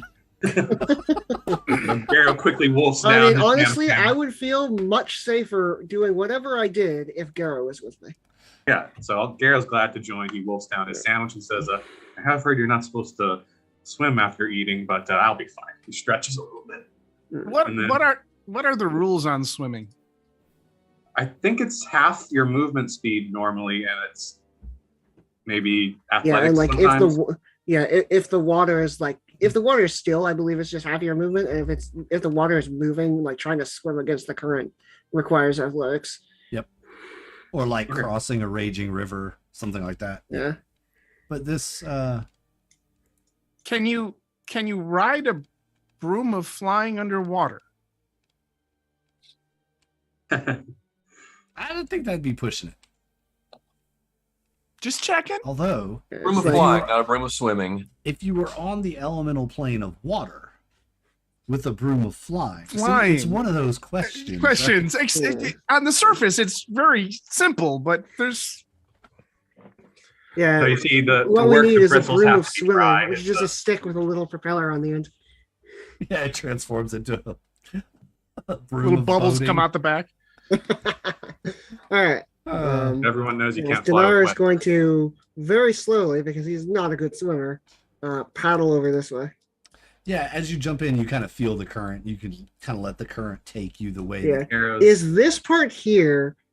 Is there a ceiling here, or is this on the surface? This is below. This is a subterranean stream that flows in. All right. So Dinar is going to take a deep breath, and he's going to dive down. I'll be following, of course. He's going to whoosh through the water, and then he's going to pop up and swim to the surface. Sorry, Doggo. Swim to the surface now that he's here, and he's going to swim over to the shore. And he was going to like cling to the shore and pant for a little bit, because he swimming is not his strong suit, but he sees whatever this is. This is by far the largest chamber outside of the main chamber that you came in, and it definitely looks like a dragon's lair. You have seen a couple of dragon's lairs, so you know what they look like. There is a Yes. small pile of treasure here. From what you would have expected, it is small. It's still a decent size hoard. Yes. Are there any eggs? Nope. Okay. Dinar is going to walk over to the treasure hoard and he's going to cast Detect Magic. Yeah, there's a few potion bottles in here that glow. Here's the treasure hoard. There are 10 gold bars. There are 10 platinum, 120 gold, 2,400 silver, and 8,000 copper-ish. All right. 6 potions, 2 scrolls. Yeah. That's it. Garo, do you have the bag of holding or does Teo have both of them? Oh yeah, no, Teo's got him. All right. Would you let perhaps you should go back for Bagman because I do not think I could carry most of this back, especially not through water. Yeah, sure. Garo will hop back in the dragon infinity pool. Do I have to swim against the current to get back, or is it? It's kind of circular. So it is an infinity pool. It's very classic for a Basically. dragon lair. Yeah. But I get it. I would want an infinity pool in my dragon lair. Right? I mean, it is kind of infinity shaped. So yeah, it's kind of the flow will take you around. I'll return to Teo and say, hey, we found a dragon hoard. Dinar's still over there, asked me to come get the bag of holding. You think there's enough room, or if you want to come swim, it's not too bad.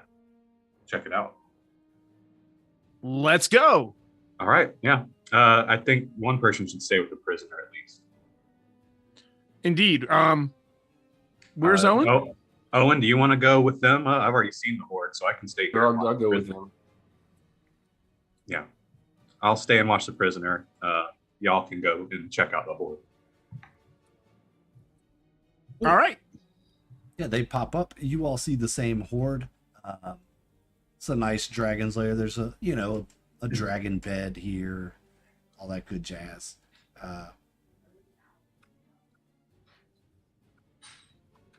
And I will attempt to stuff as much of this loot as I can. Not so much worried about silver and copper pieces, but the valuable stuff.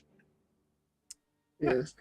On the north wall, you also see, now that you're kind of taking the time to go through this, there is a large tapestry hanging over this wall. Of course there is. Because it's always tapestries. It's a tapestry of a green dragon and, the background of a beautiful forest, probably the Misty Forest. We're living in the golden age of tapestries. Yes. I'm going to investigate this tapestry. Is there anything behind it? Any? Ah, yes, you look behind it, and there happens to be a small passageway, human size, maybe a little bit larger, that leads into Nice. another chamber.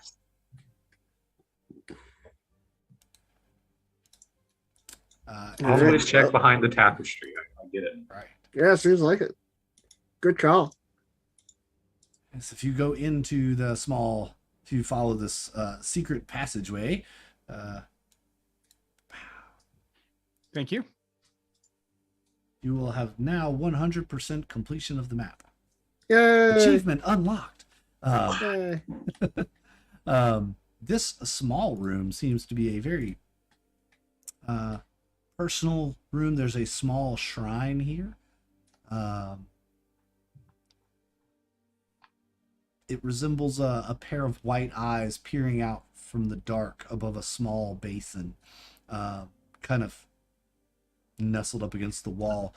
Also, there's a writing desk here. Pen. Well, Is there quill anything pen. written? No, but yeah, it looks well used. Mm.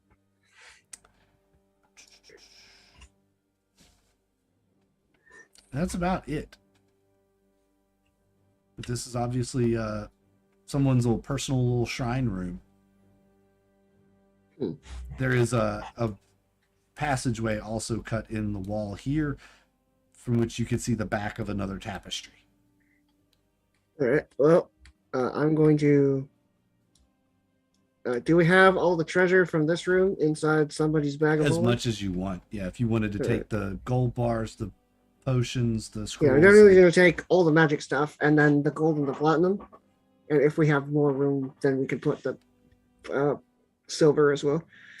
And at that point, I mean, we might as well take the tapestry too, if we can fit that in the bag of holding. And at that point, Dinar is going to remember that there's a glyph of warning or a glyph of some kind over here. And he's going to be like, oh yeah, we should probably not go this way. So just in case there's like some sort of one-way chicanery, he's going to head back this way and dive into the water and swim over here. And he's going to wave to the Guardian of Faith. Hi, I'm sorry I summoned you underwater and you didn't do anything. The Guardian of Faith doesn't actually do anything because it doesn't actually talk. By this point, the elves who are all up there have made their way down. Also, and thank you for freeing them and slaying the dragon. And they will start heading Yeah, you back can to the go- village. Yeah, should be safe now. So they'll all head back to the village, and we'll tell the village of your triumphs. There will be a great celebration as we are now free from the tyranny of the dragon.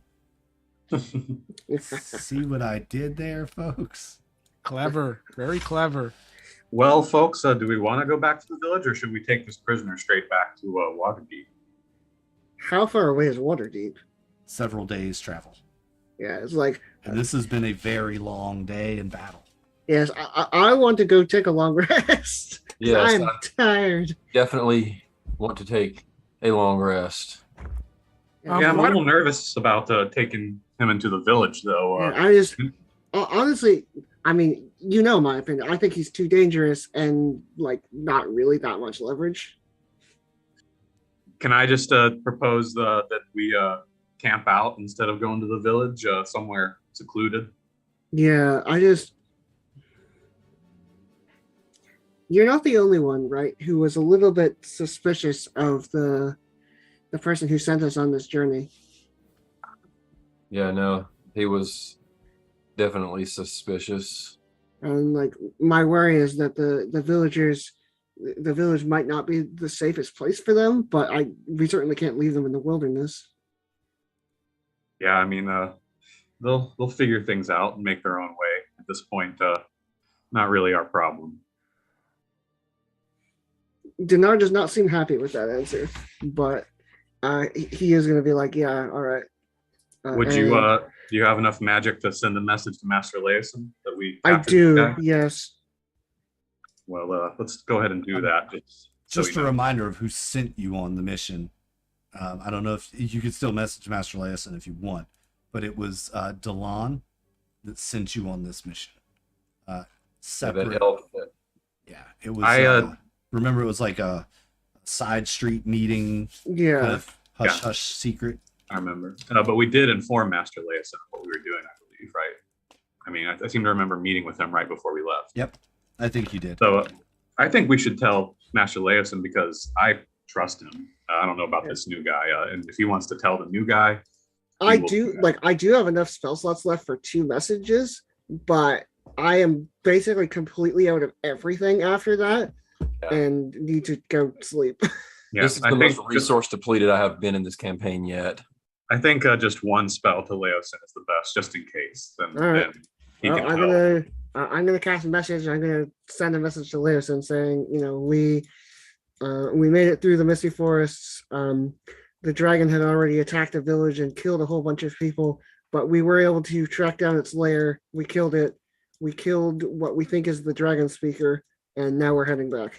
Captured the dragon speaker, you mean, right? The Right. worm speaker. Yeah, and you summarize that all in 25 words. Yes. Sure. Fantastic. So are y'all gonna stay here in the cave, head out into the forest and camp? There should be a couple of tiny huts at the entrance of the cave Mm-hmm. That's a good place for us to stay. behind the waterfall. Yeah, sounds good. Okay.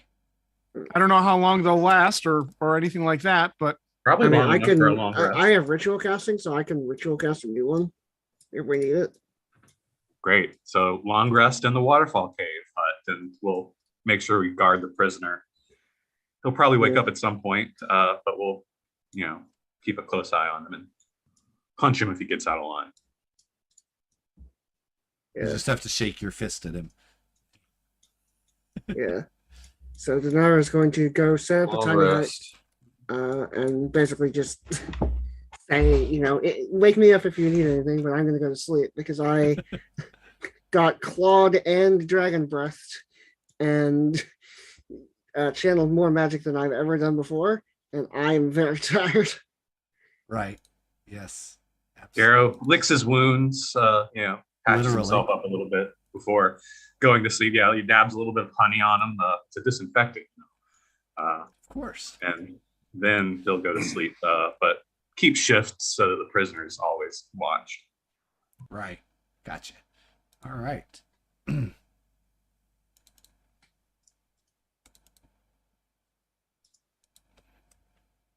Ooh, wow. That was quite a mission. Yes. Yes, So, yes, it was. So- Does the long rest happen without a hitch? Yeah, you guys rest up. No, no issues. And having taken him hostage,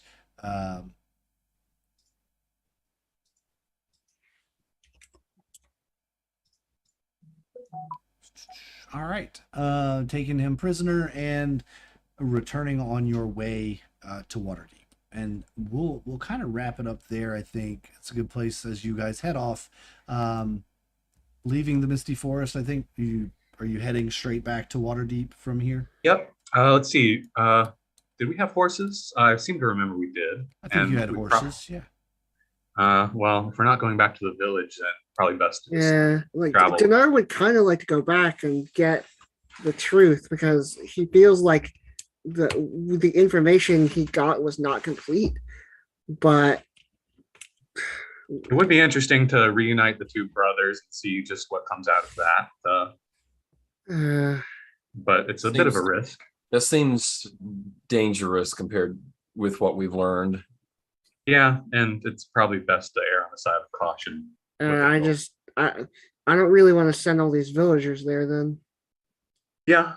Oh, well, they've decided, I think. But in any case, Oh yeah, they're We should already probably- gone. The villagers are gone.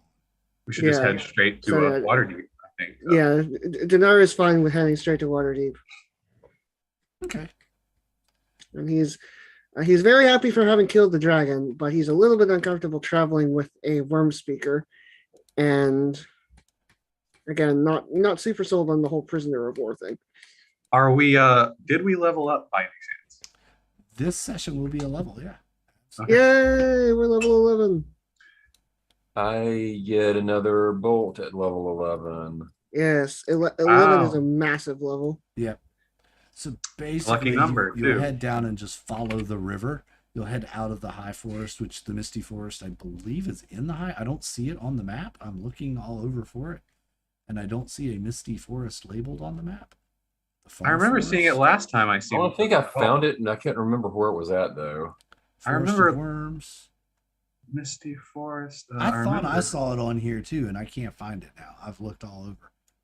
It's yeah, I mean, it wasn't like insanely far from Waterdeep, I remember.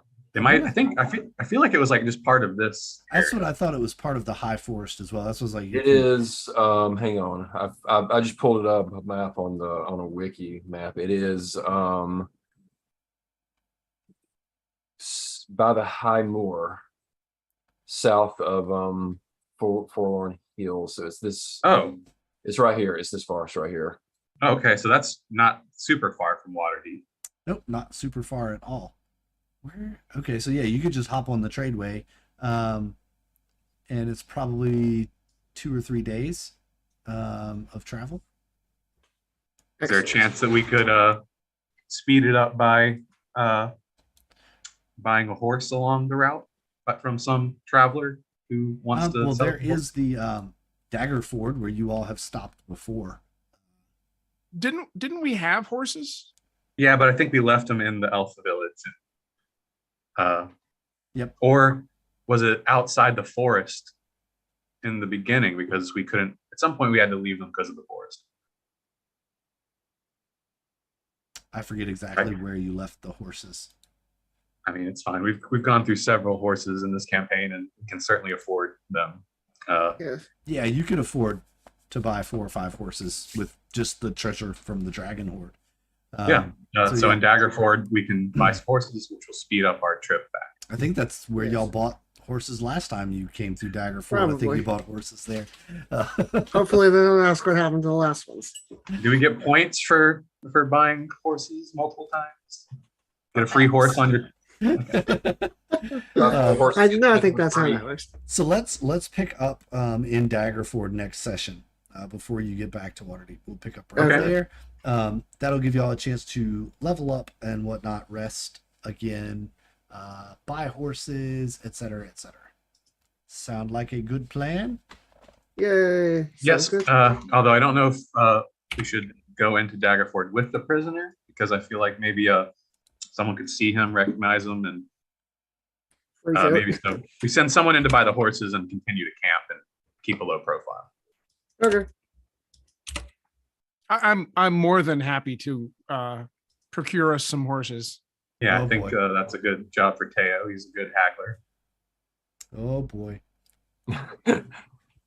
All right. Cool. So that's 1, 2, 3. We have 4 more episodes in this campaign.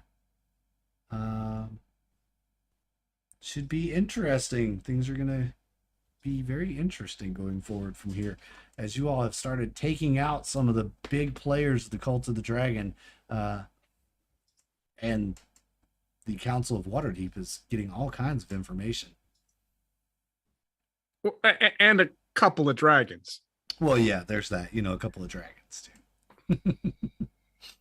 So I guess that's going to do it for us today. Folks, thanks so much for tuning in. Glad you could be here. If you haven't caught everything in this campaign, make sure you go back and find the playlist and watch the entire series. Like all of the videos, subscribe to the channel. Hit the little bell down there too when you subscribe so that you can get notified every time we go live.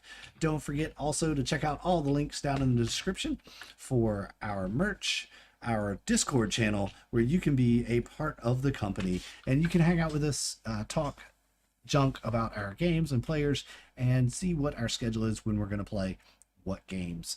Also, there's a link down there for our Patreon page if you want to support the channel and help us grow. Be like Lord Thorin, Nathan, Aaron, and Two Wolf Design, as I try to mash names together there. Be like them and join the Patreon. Help support us, help us grow to bring bigger and better games to you, the wonderful people of YouTube. We really appreciate all the support, especially from our current subscribers and most recently from Chastity. Thanks so much for being a supporter, a subscriber this month. And we are at 49 subscribers. So help us hit that 50. Go ahead and hit that subscribe button. And we'll, celebrate you as we do all of our subscribers. So thanks so much for that. Until next time, folks, we're the United Adventure Company. This is Rise of Tiamat from the Tyranny of Dragons campaign setting, Dungeons and Dragons 5th edition. Happy Pride, everyone. Until next time, stay out of our dungeons and don't eat our dragons. Goodbye, everybody. Later.